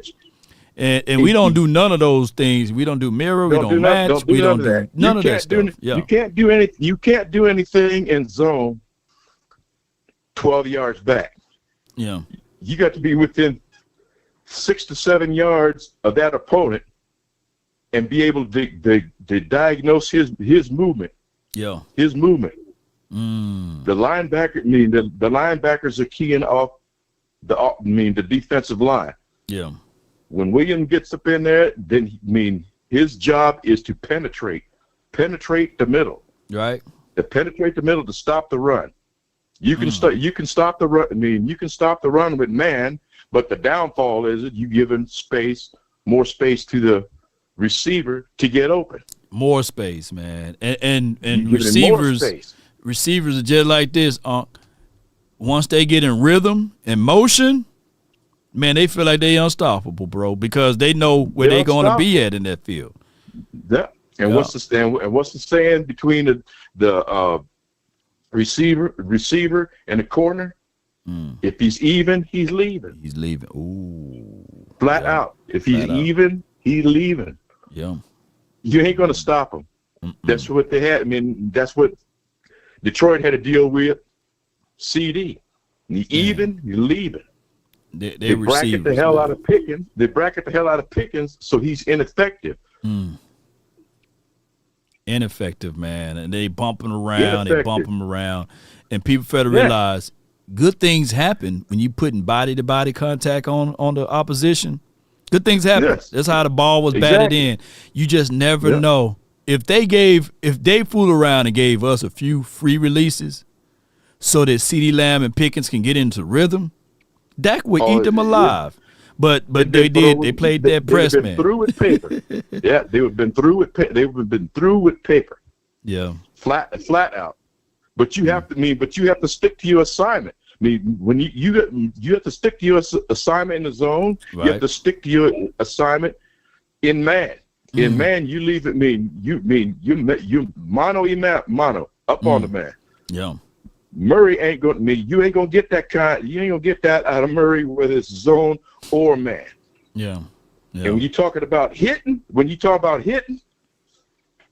especially that's what Maris Leothal does. He's a hitter. He gonna come down. Yeah, you're gonna get some of them penalties on him, but you need that aggression. Yep. Now at one time Dallas had one of them aggressors, one of them enforcers. Yeah. And what was his name? The Hitman. RW. Roy Williams. I'm not talking about the receiver. I'm talking about the defender. Yeah. Roy Williams. Yeah. Hit him, stick him. All day, man. All day. All in football, man. I appreciate you, Uncle Dave. Thank you for calling in, man. You betcha.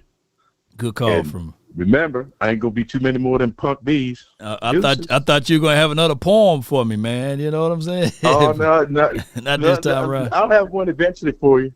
It'll be a new one. No doubt, man. Appreciate you. But I'm out. How about them Cowboys? DC for life, not for short. Yes, indeed. DC for life, not for short. He right on the money with it. Linebackers supposed to scrape. Anytime you hear the word scraping, that's not something soft, right? Is it? When you scrape something, what it is like you scrubbing something, right? That's linebackers one-on-one. Like, there's too many opportunities. I'm not trying to make this about 5'9", but what I'm saying is he don't scrape. And he definitely don't disengage. He goes and engages. I want you to scrape him and disengage and get your feet up the field.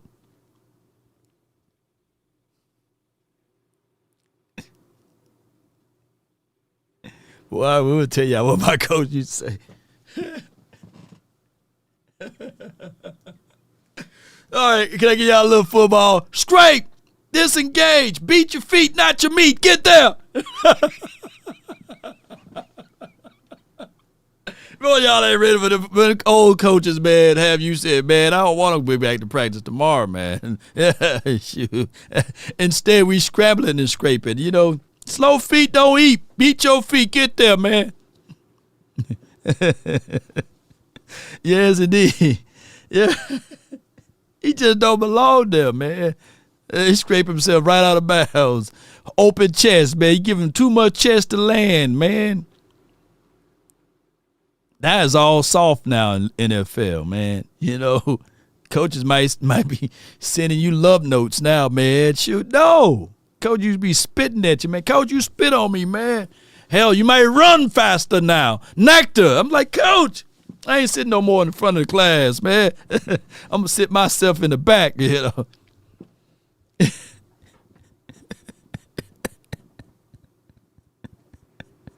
Slow feet don't eat, man. I know MJ because he plays safety. So I know he know how to read the keys from the linebacker down to the D-line on especially whether it's field side or boundary side or what side of the hash you on. You got to read your keys from your linebacker, man. If he ain't there, then what you doing, man? What's good with you? I got MJ from the 206 in the mix. Talk to me, man.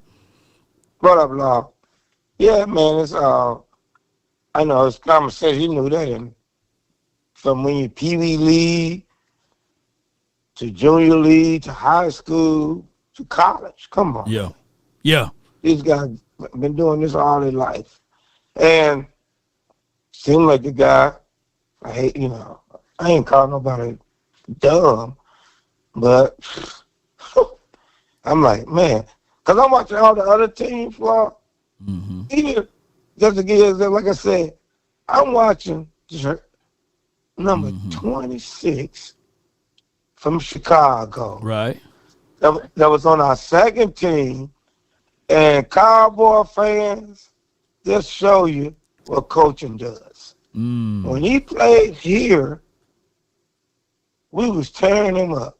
Mm-hmm. He goes to the other team and playing better than all our corners. That's embarrassing, man. Embarrassing. And our corners getting paid $20 million, $22 million. That's bad. That is bad, y'all.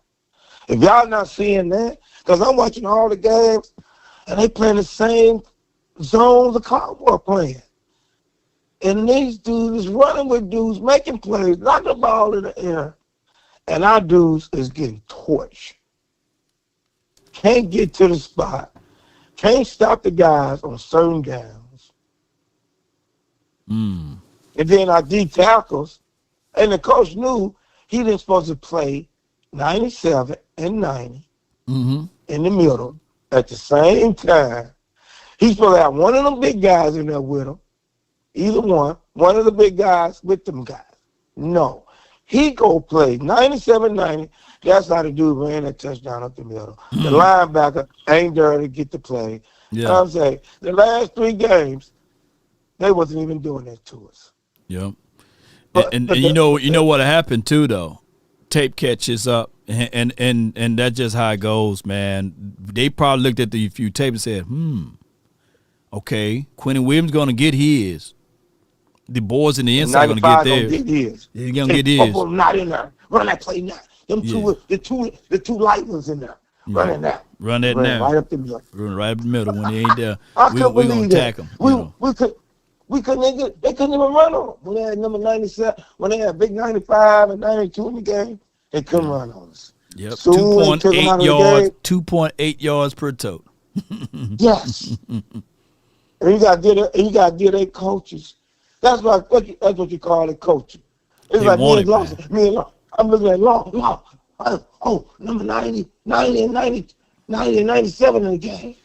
They had number 90 had too many reps, man. We played better on a defensive unit when number 90 had his like concussion protocol or whatever was going on. Yeah. And I'm not beating up Solomon Thomas. I know he got a sponsor in the building, and that's Aaron Whitecotton. And there was a few games that Solomon Thomas gave us something, but man, it seemed like he would have been better served, man, by sitting this game out, man. Yeah, man. Yeah. And it kept talking about, we're going to bring back the kid that we got from the USFL League. Remember the guy from the USFL? Winfrey. Yeah, Winfrey, yeah. Now, they brought a linebacker, number 91 in. I'm like, who the hell is that? I would have brought Winfrey in and played number 97 at DN. or number 90 at the end. No, we bring a line. This guy number 91 and make no plays. You see what I'm saying? That's coaching, man. Yeah. Yeah. And MJ, I just want to say this too, though. Like when we talking about linebackers, and there's the old saying, and I think it's universal. I know Arnold can agree. He said that he was a D1 linebacker, and I know you know it too. It's slow until you know. Yeah. So once you know, I didn't play linebacker. I'm way too small. But they want you to really, once you know it, you better get to it. You got to run like your hair's on fire, because the linebacker's supposed to be the enforcer. They're supposed to be the enforcer. They're supposed to be your D-line literally clog the lanes, and they open them up, and you have lanes that you can fill now. And for some strange reason, regardless of it, our D-line is able to clog the line.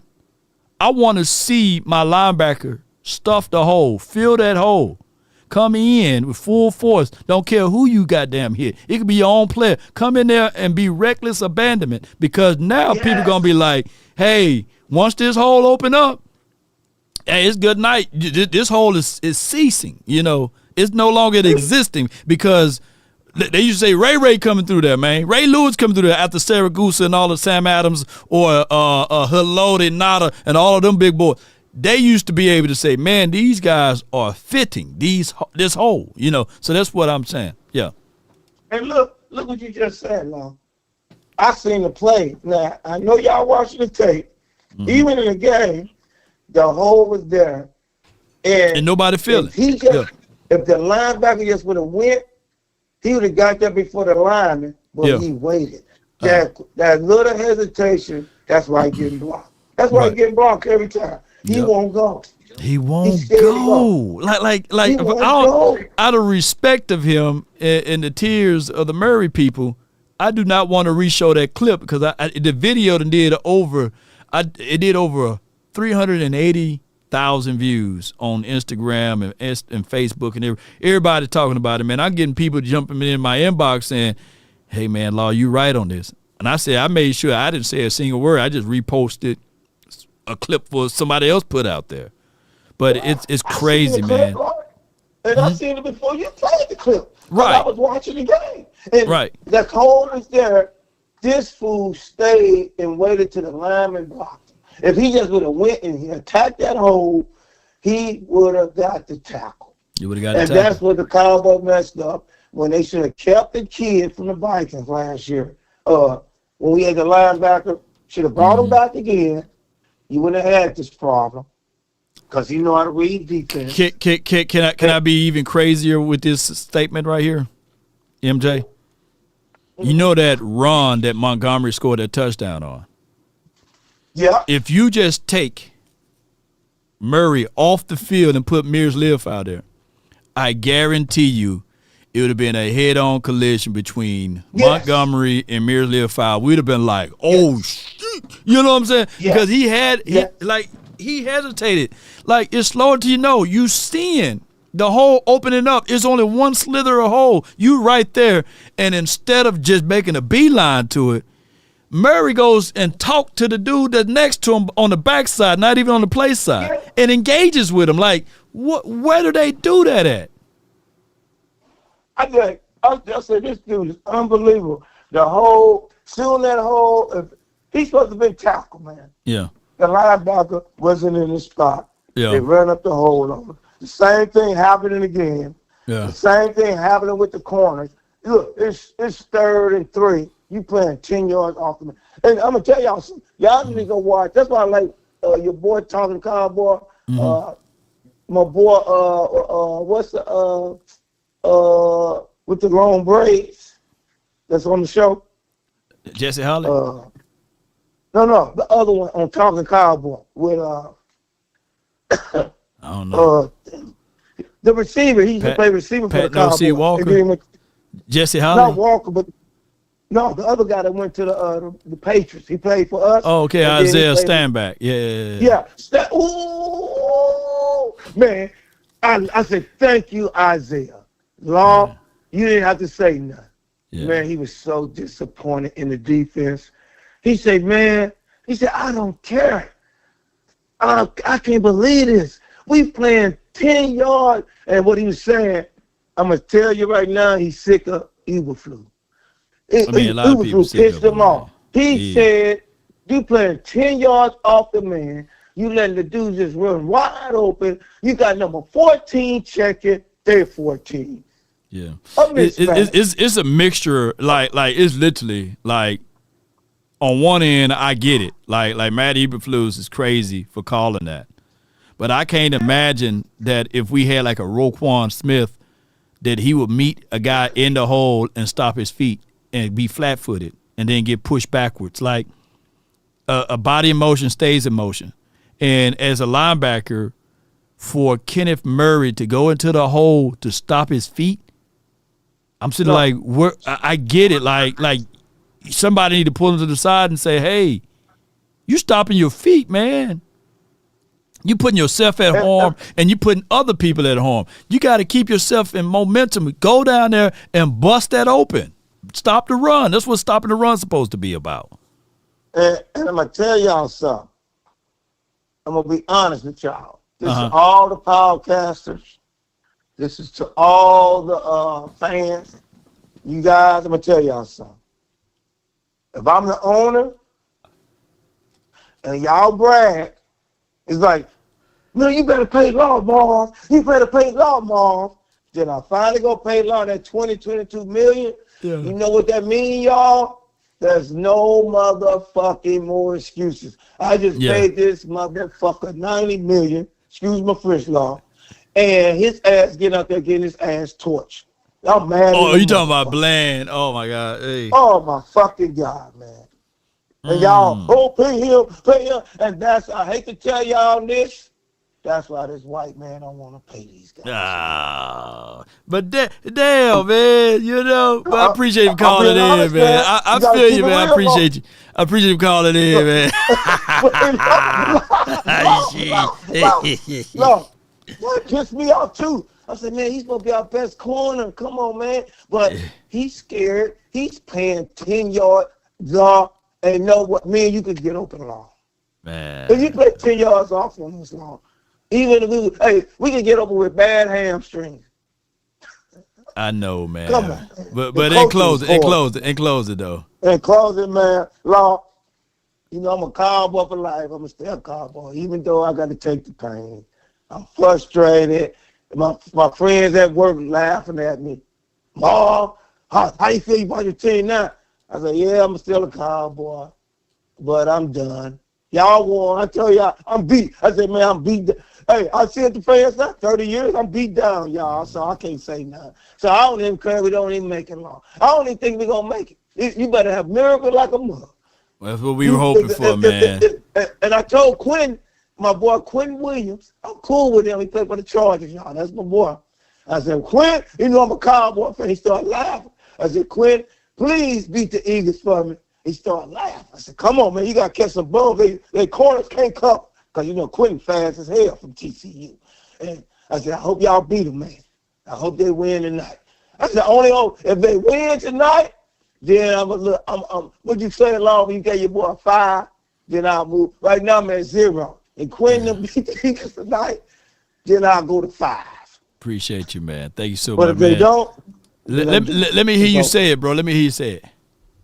How about them damn Cowboys? And hopefully we could win something one day. Salute. Man.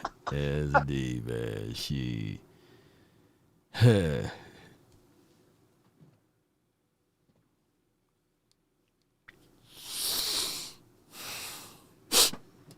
Johnson, not Williams. Quentin Johnson, I believe.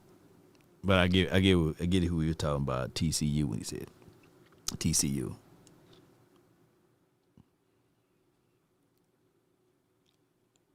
I'm trying my best, man. You know Bland, my guy. Y'all know me and Bland, his dad from Mississippi, man. Shout out to Dad Bland and Mama Bland and the whole Bland family, man. I'm blending right with y'all. You know what I'm saying? You know what I'm saying? You know, I'm like I'm like Big Brother Bland over here. Law Bland Nation, you know. But these last 2 years for him, man. Come on, man. Damn, Bland. I don't think you forget how to play. I don't think you forget how to play. And what I'm seeing out of Nashawn right now, what he's doing in Chicagoland, I'm going to be a little biased with Bland. And I'm saying it right with y'all. I got to be real with y'all. I just think it's damn.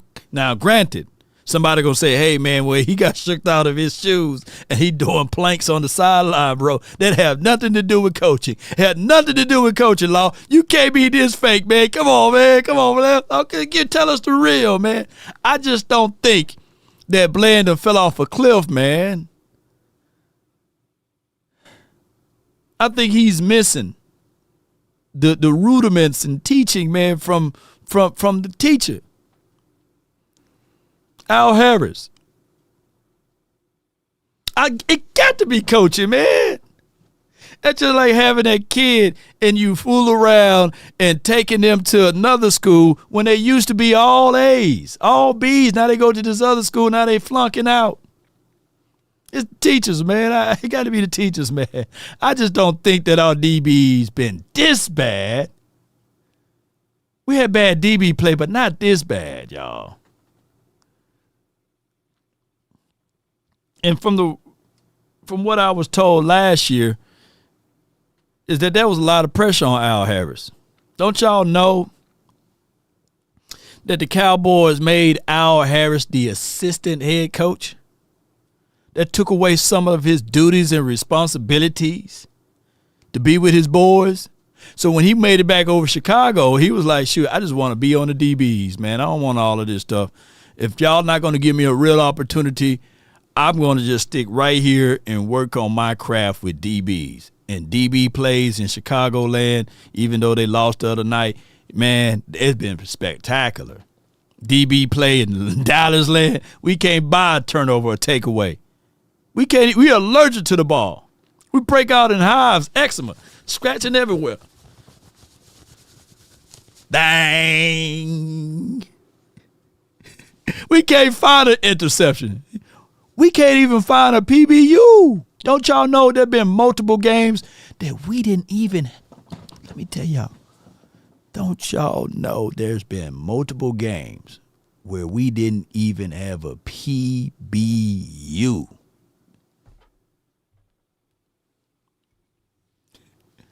And every now and then, just through the white, Al Harris knew how to position his players. Yes.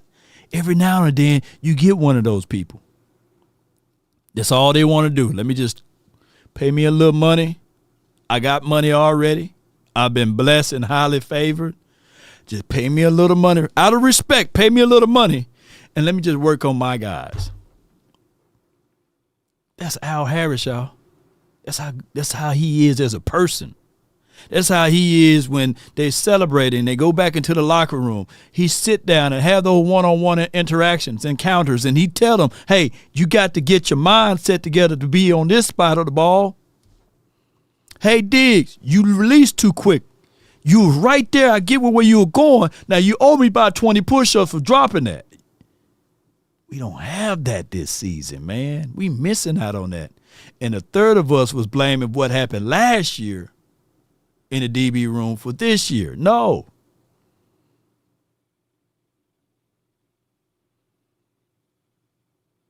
Coaching matters, man.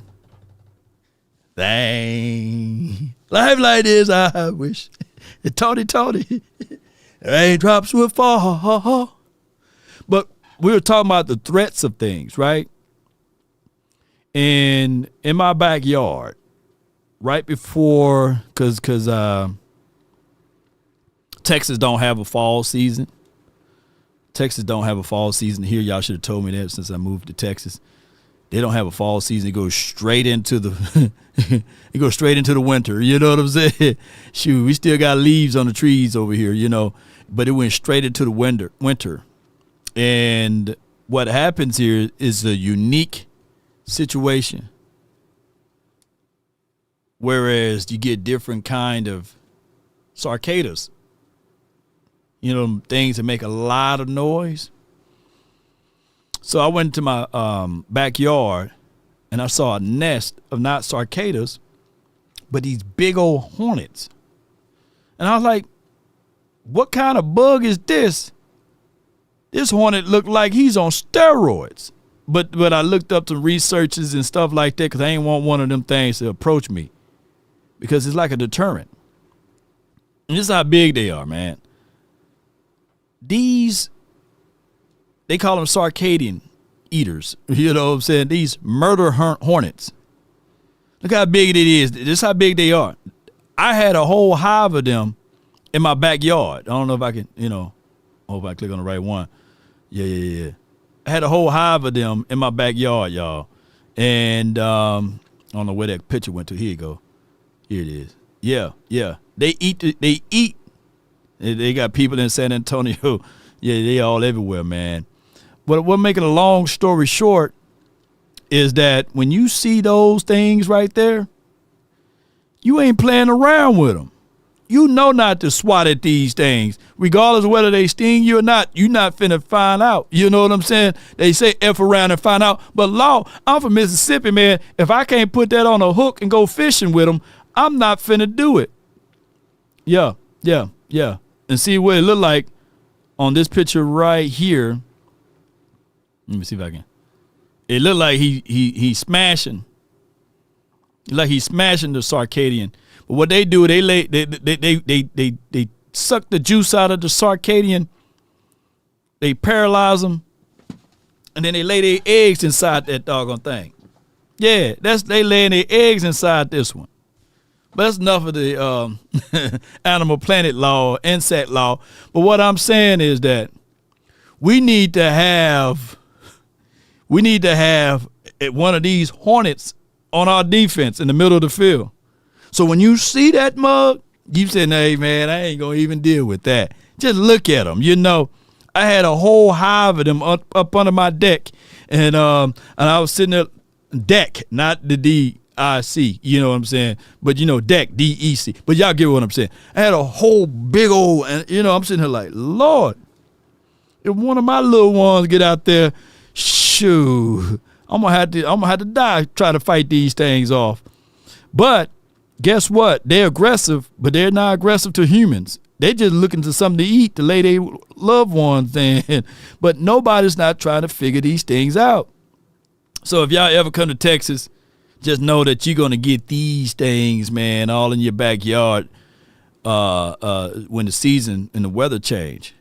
So what I'm saying is that the Cowboys, we don't have these type of things on our defense outside of our front. And I know Rebel going to be nice. I know Diggs, when he get back, he can do things. My guy Malik Hooker and all of them boys. But what we need in the middle of the field is one of them things, because when I step outside, that's all they do. Hook to flat. Hook to flat. And then when they see, they slow until they know. These things operate just like a linebacker should. And if you F around with them, you will find out real quickly. Law of the science guy. Tell him, Trev, tell him. But to make a longer story short, I didn't kill them off. I didn't do none of that stuff. They are harmless to the humans, and they are a good thing for keeping those Arcadians away. So I didn't do no harm to them. I just let them be at peace. Yep. And then they eventually, when they got cold the other day, they departed, So what I'm saying is sometimes it's good to have them around. They're my buddies, man. Next year when they come around, I'm going to pull out my camera and I'm going to show y'all how big the mugs are and how they don't give a damn. They know they bad. They know they got a sting about as long as Jay Leno's chin. And they know if you hit them, they going to come get you. You get what I'm saying? So they just mind their own business, though. I got big homage from the 202. You're live on the Nation, brought to you by Circadian Killers. Man, that is scary looking. Yeah, they are, man. How about them Cowboys? Yo! We need some of them playing We on do. the field. You're right. Yeah, swipe at them if you're bad. Come on. That'll make 59 go right through those blockers. Hit that running back real easy. Yeah. That's what he needs. But man, just two things. One is how in the world,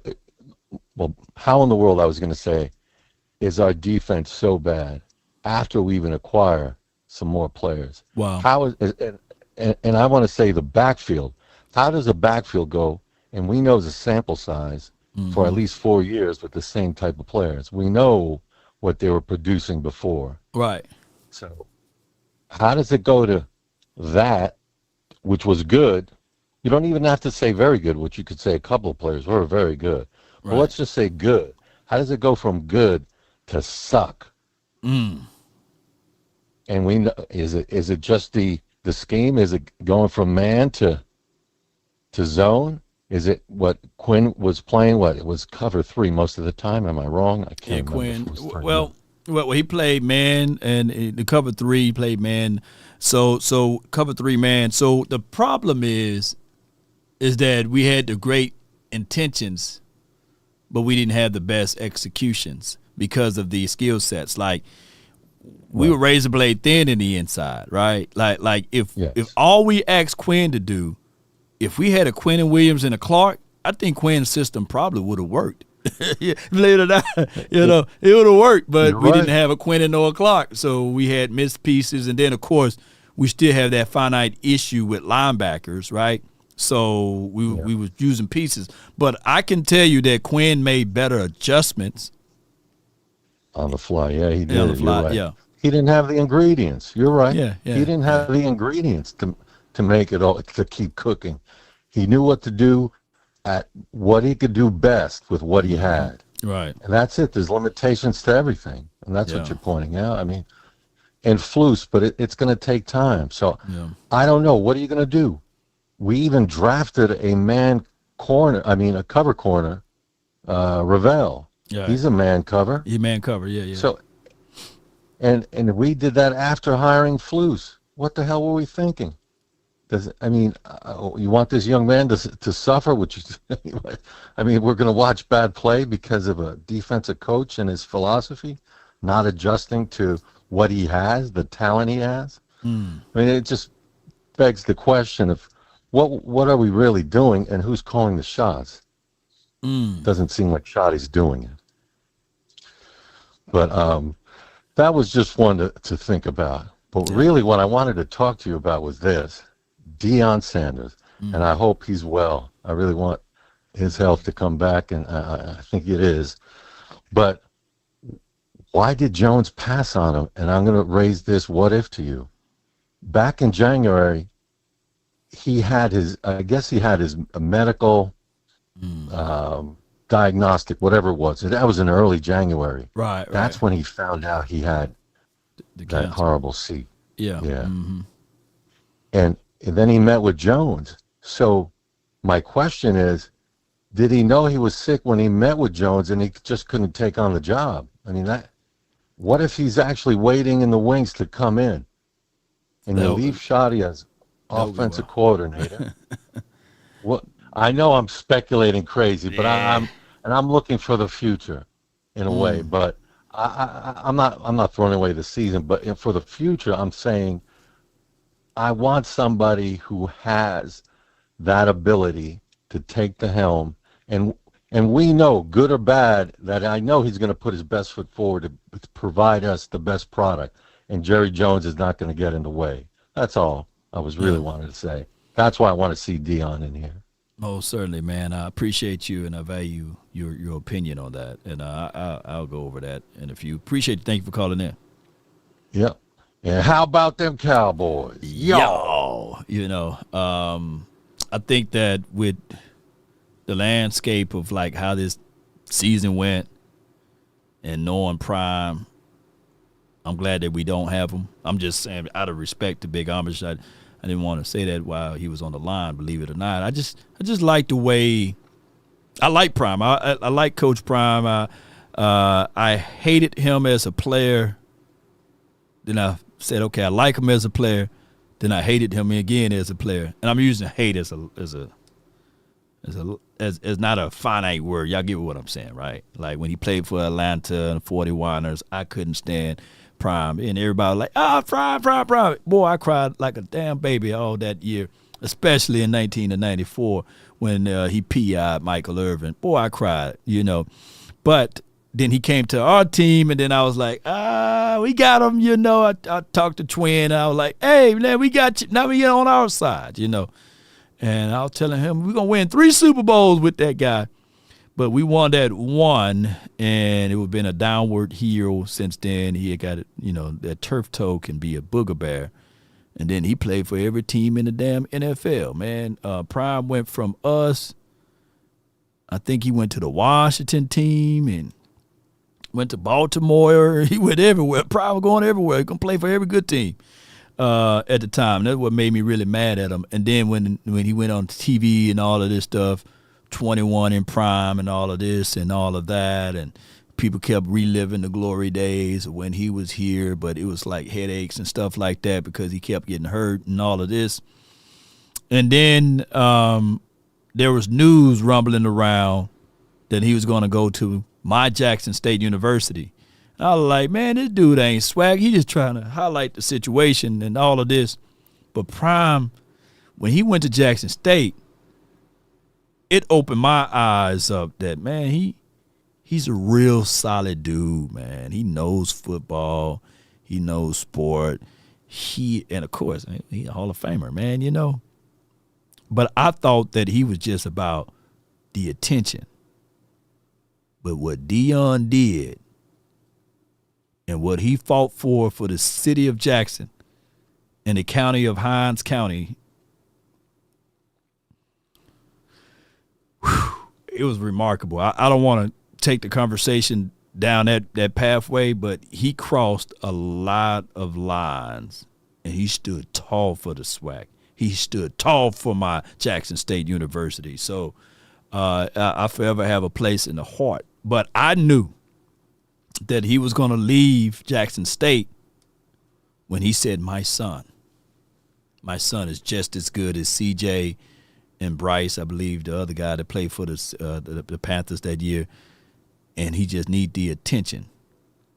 So when they left my Jackson State, I was crushed. He went to Colorado, and I was mad again. But after I saw how he kind of like put everything in, and it hit me. A man would go to the edge of the earth for his son. And that's the reason why he wanted his son to just be seen as good as those other quarterbacks. And I think he is. I think Shedeur is really good.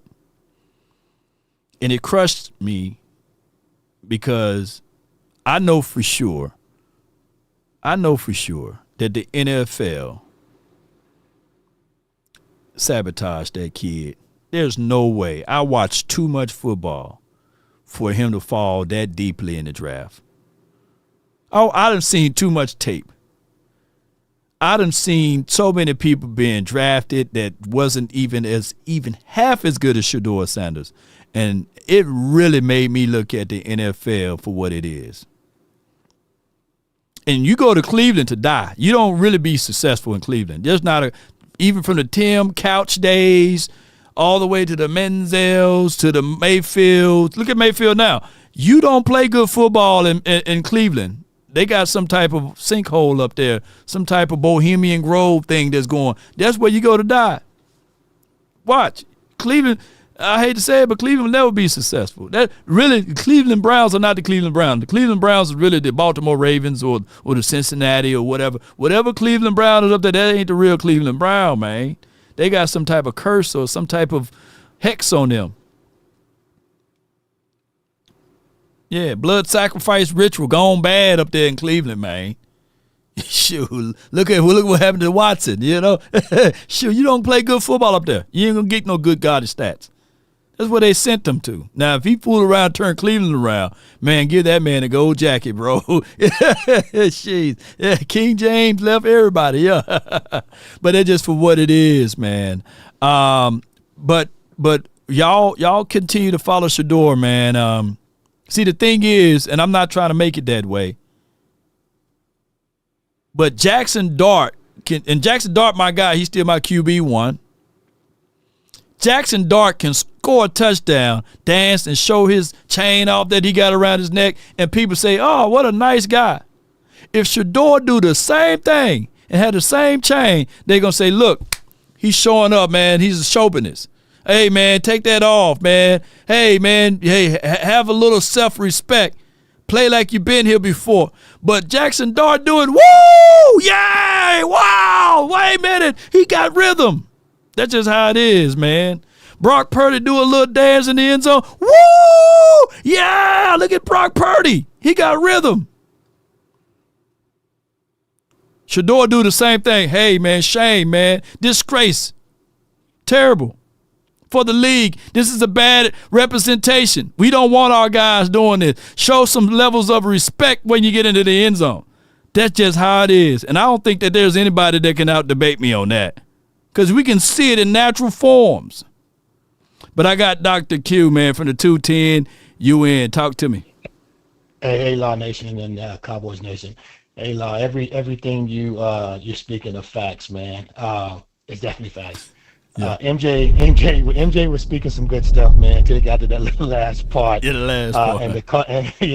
And the caller that just got off, I don't think they'll bring Deion. Now, if they had, was it the daughter Charlotte Jones that was running the team? Yeah, possibly. Yeah. But I think with Deion and Jerry, I just don't think it'll kind of be like that Jimmy Johnson mix a little bit. Deion's gonna want a little bit. Jerry's gonna say, I gotta think about it. So I just don't know if that'll mix well. But I want to talk about the injuries. I know MJ was talking about Bland and such. I'm gonna try to triage the bodies of the skilled players without them even being in front of me, obviously. But you got one guy that suffered a broken foot, Bland. You got ACL injuries all over the board, man. And sometimes these players, I would say, they're not going to be the same. When I look at the players, I look at lateral movements at the skill positions. You can hide that if you're on the line, but you can't hide that out there and as a cornerback and as a safety. You cannot hide that stuff. And sometimes, man, those players don't come back the same. And you can see when they're running, because Bland looks off balance. And to me, he looks like he's favoring that foot. I think that injury, it's still that little scare. If I move just slightly here, if I move slightly there, I'm going to potentially tear something. So a lot of those skill position players like that, man, I think, I'm speaking of our team, our skill players. I think a lot of them are still favoring it, man. Just kind of watching them. Yeah, and it's like the ownership and everybody. Hey, I'm paying them this. I got to get them out on the field, and they don't want to admit it. But a lot of those players are rush back law. Let me ask you this though: Are we the most hobbled team?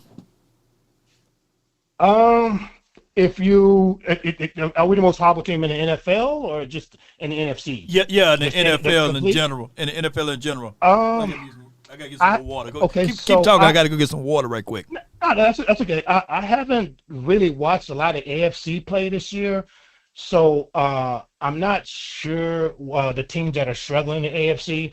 But I say in the AFC, definitely. So it's gonna be us, and it's probably gonna be the Saints.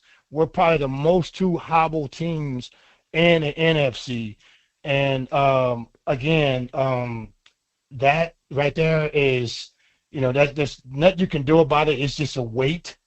And again, I believe our ownership are rushing those players back, and the players want to get out there because it's the competitive nature within those players. But those injuries, man, that sometimes you're going to recover from them, and sometimes you're not, and you're just not going to be the same player. But we expect them to be the same player based on the monetary value that they're being paid. And that's not fair. It's just that when your body tells you, hey, I just don't have this movement any longer, then it's probably time for you to go get a UPS job. And shout out to UPS, but it just goes that way sometimes, Law. Yeah, I just made it back. Now, what you were saying is UPS and what happened? No. I'm sorry, no. I was making an analogy on something.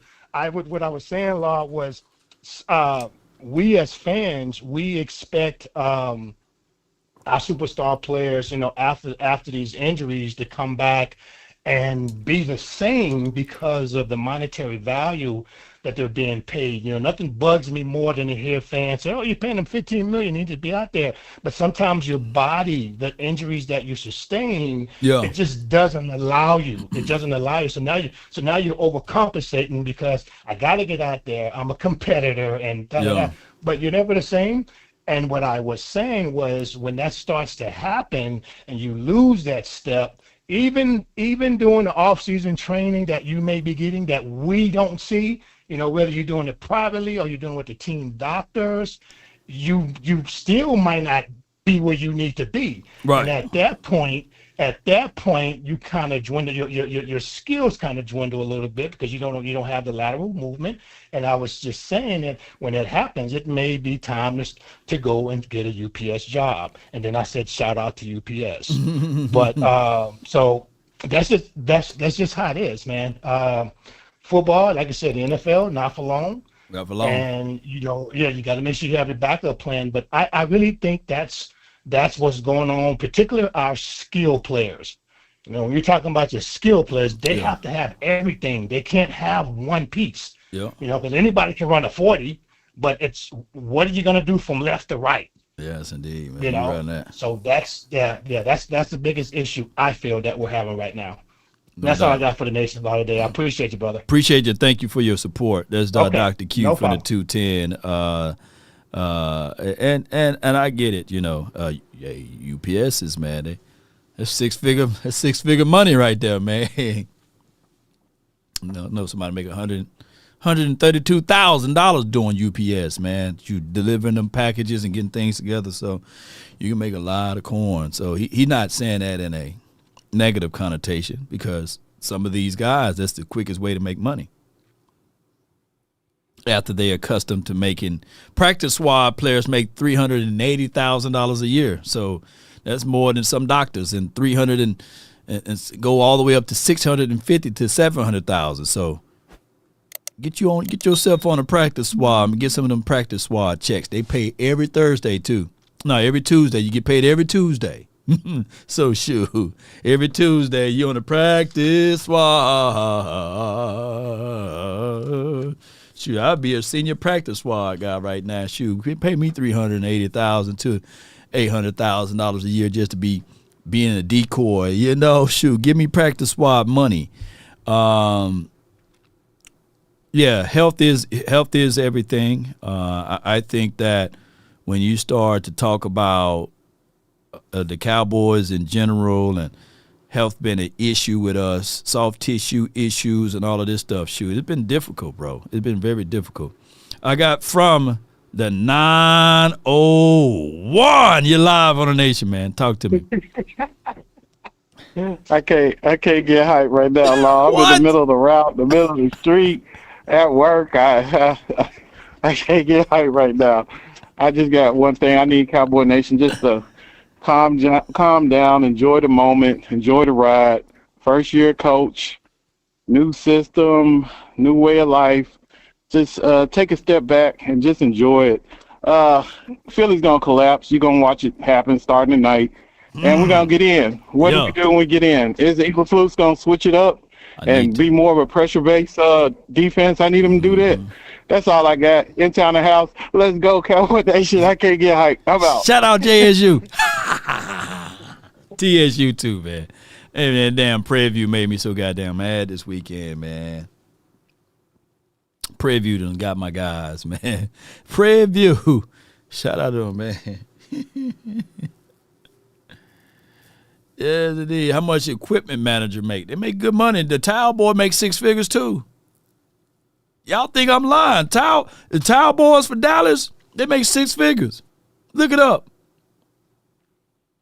get a chance to go to all of the games, and they don't have to take no hits. Shoot. Shoot, they make more than the cheerleaders. Well, cheerleaders got them a raise now, you know. Now, cheerleaders and code of conduct, they can't date the football players, but they get around, though. They get around. Shoot. Yes, indeed. Let's go, Boats. Yeah. But it is for what it is, Cowboy Nation. Goodbye. My guy 901 was the last caller in the queue. Yeah, he driving, man, and I think 901, if I'm not mistaken, that's my guy. I think he worked for UPS. So hey, 901, man, shoot me about like $100,000, man, or a hundo. I know you got it, you know. Yes, indeed. UPS services and Amazon and Prime and all of this stuff, man. Router is banking. Yeah, that's the key. You get in one of them jobs, man, equipment manager, you know, and you just stay there for a couple of years, man, and poke around and fool around and walk in on Jerry, and it'd be like The Wire. Y'all remember that scene on The Wire? Old boy walked in on old boy. I think it was Senator Royce or something like that. He walked in on him. You're like, dang, I got to give him a promotion. Yes, indeed, man. Shout out to FedEx, though. FedEx got that bread, too, man. Yeah. I had a guy to drop a package off to me. He was like, I said, yeah, you got me. He was African. He was like mixed with something. But he was like, I knew you from somewhere. You are that guy. I said, I get it. James Harden. No. You that guy that's on the podcast. I'm very glad to meet you, my brother. He'll drop my package off like, yes. Shout out to him, man. Whoever he may be, too, by the way. Jeez. Shout out to FedEx, sponsored by Seabass. Appreciate you. Walk in on Stevens, oops, and fool around, hit the lottery of life. Can you imagine that? You hit the lottery of life. Right now, I'm catching the series of Landman, and what day it come out? Because I've been catching up. They got Force out, too, by the way. I like Force. Force is really good. Got to see where the connect is going to be with CBI and all of that. It's crazy how Smooth want to be in the gang so bad, man. Yes, indeed. I can't get jiggy with this. Try again, mother sucker. Yeah, Ice Cold Cowboy. Shout out to him, man. And no offense to anybody who talk like that. You got to put that out there.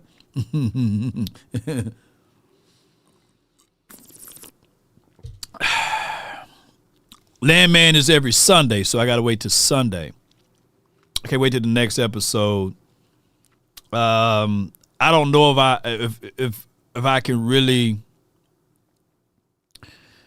like, old boy, he willing to fight for his son. His son done hit some deals, man. His son done hit some old wells that's going to be generating some money, but they need money, so they're going to need about $400 million to $500 million. I think old boy going to fund them. I think he's going to be an angel investor. The reason why Landman is so dope, they filming it right down the street in Fort Worth. It's literally right down the street where TCU and them at. So, yeah. Shout out to you, Candy Bands. Appreciate you. Just catch the next episode. Call in the next episode. We closing on up out of here. Justin D says, I visit Africa 3 times, my best experience of my life. Yeah. I heard in Ghana, they giving free land away to people that look like me if you can get there. You say, if you can just get here, we got like this whole village that's set aside to those who from the United States. Yes, indeed. Lord, can you speak Jamaican for 5 minutes? No. At Stelios 300 Cowboys $5.05. Richard Sherman is what GP said he is, that NCAT. Rolling on the floor laughing. Yeah, he is, you know. Fort Worth, Texas, baby. Yeah.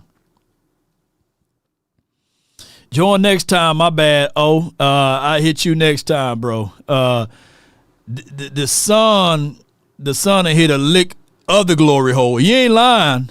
He definitely ain't lying.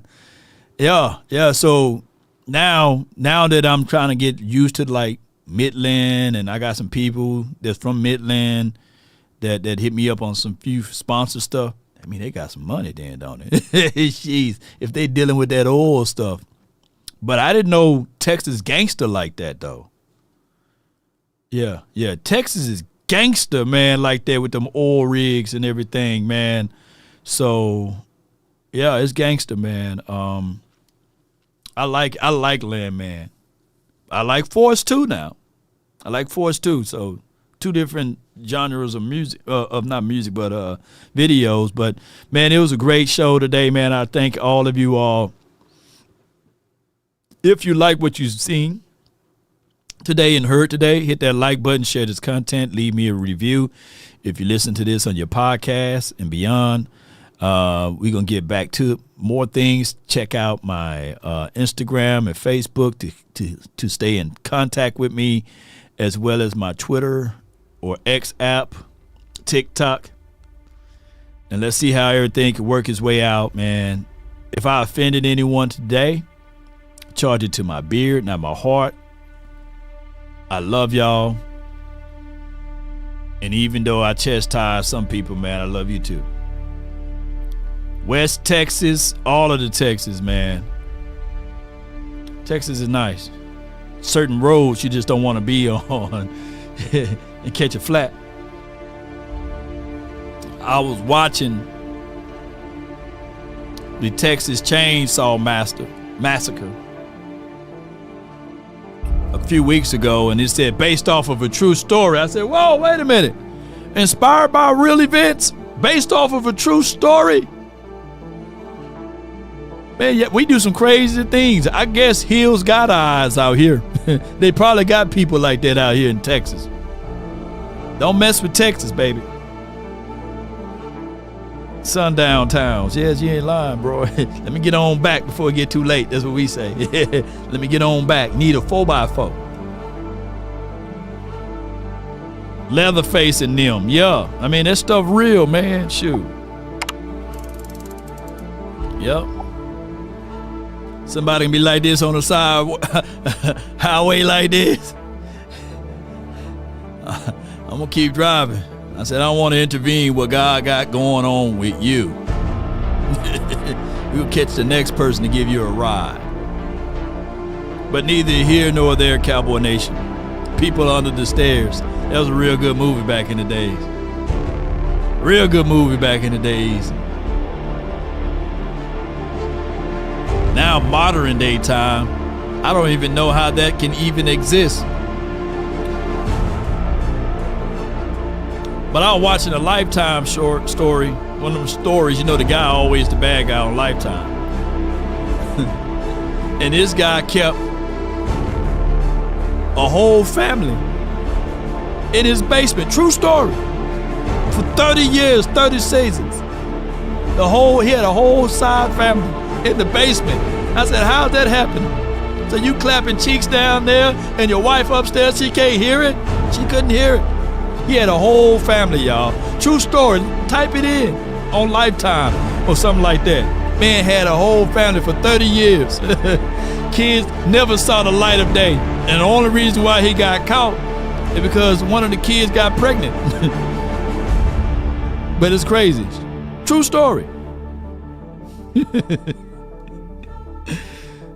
But neither here nor there, Cowboy Nation. In the realities of it, we could be trapped in the basement for 30 years, 30 seasons.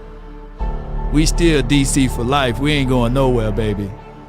It's still win, lose, or draw, we here.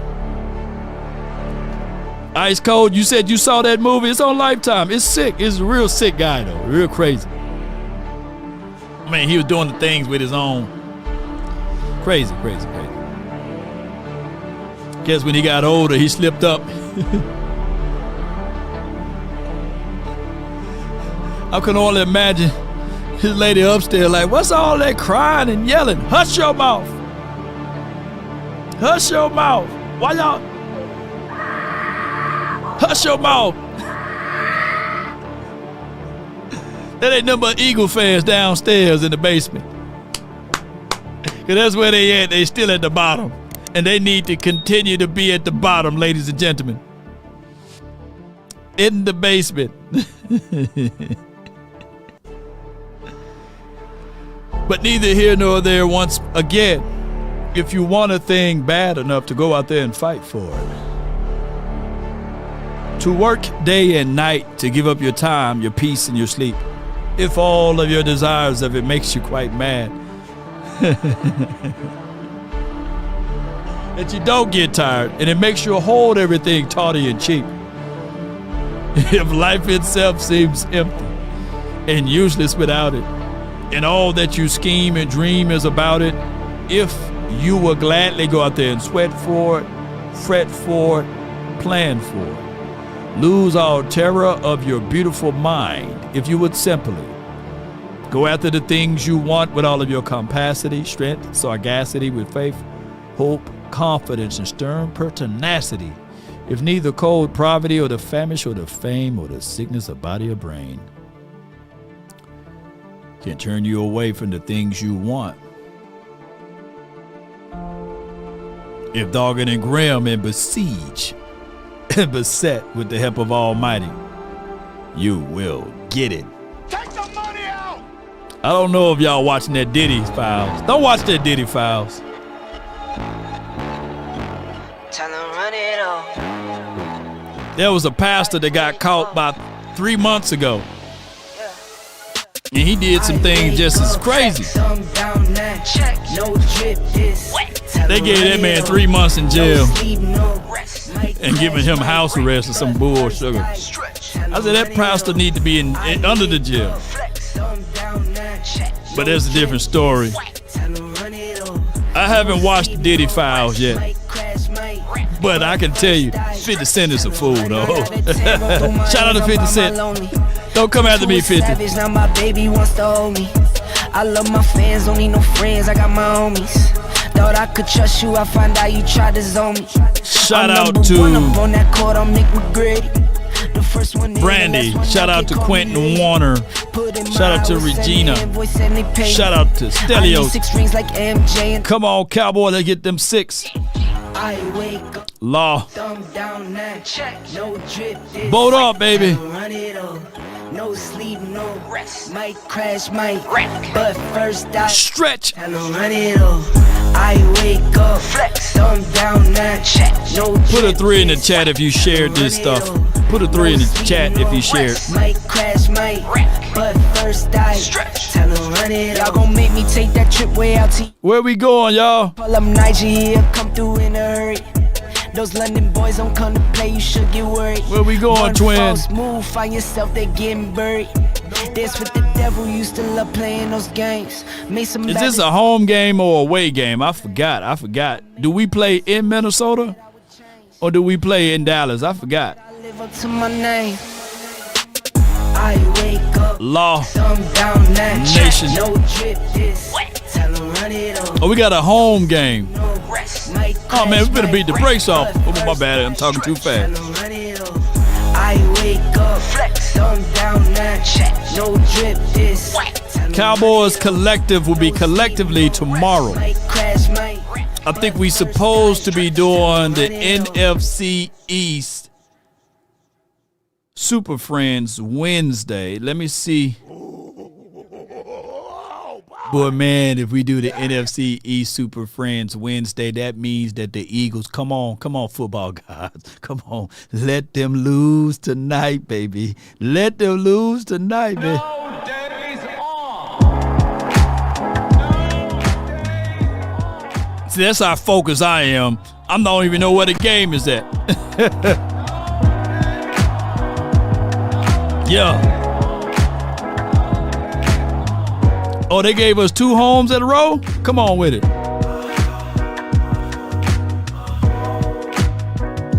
Let's get it. Take a drag of my cigarette. Breathe me out, breathe you in. Yeah. Take a bite of my burger, babe. Save a last bite for you. For you. Don't let this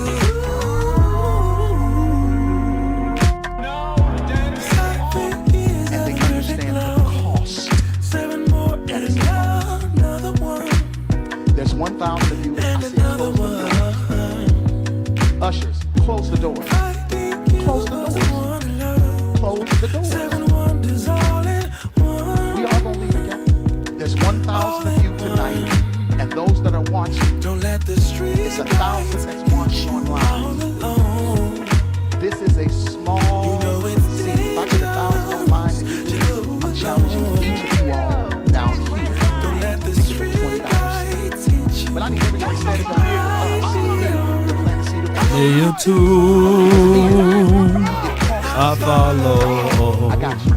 Wherever you go.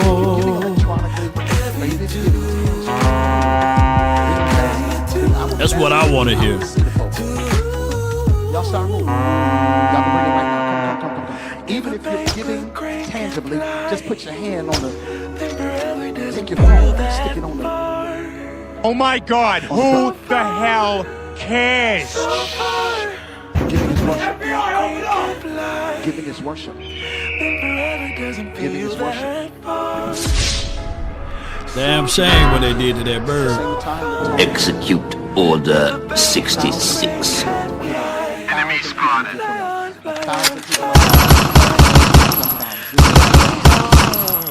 This is an easy miracle. We should be able to raise $40,000 tonight just for y'all. That's it.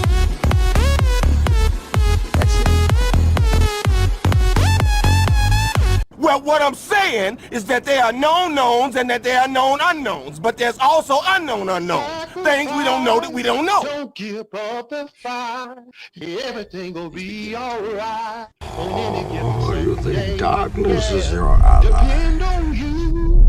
If you win or lose. You know you got to pay some dues to live on Monday. Yeah. Until next time.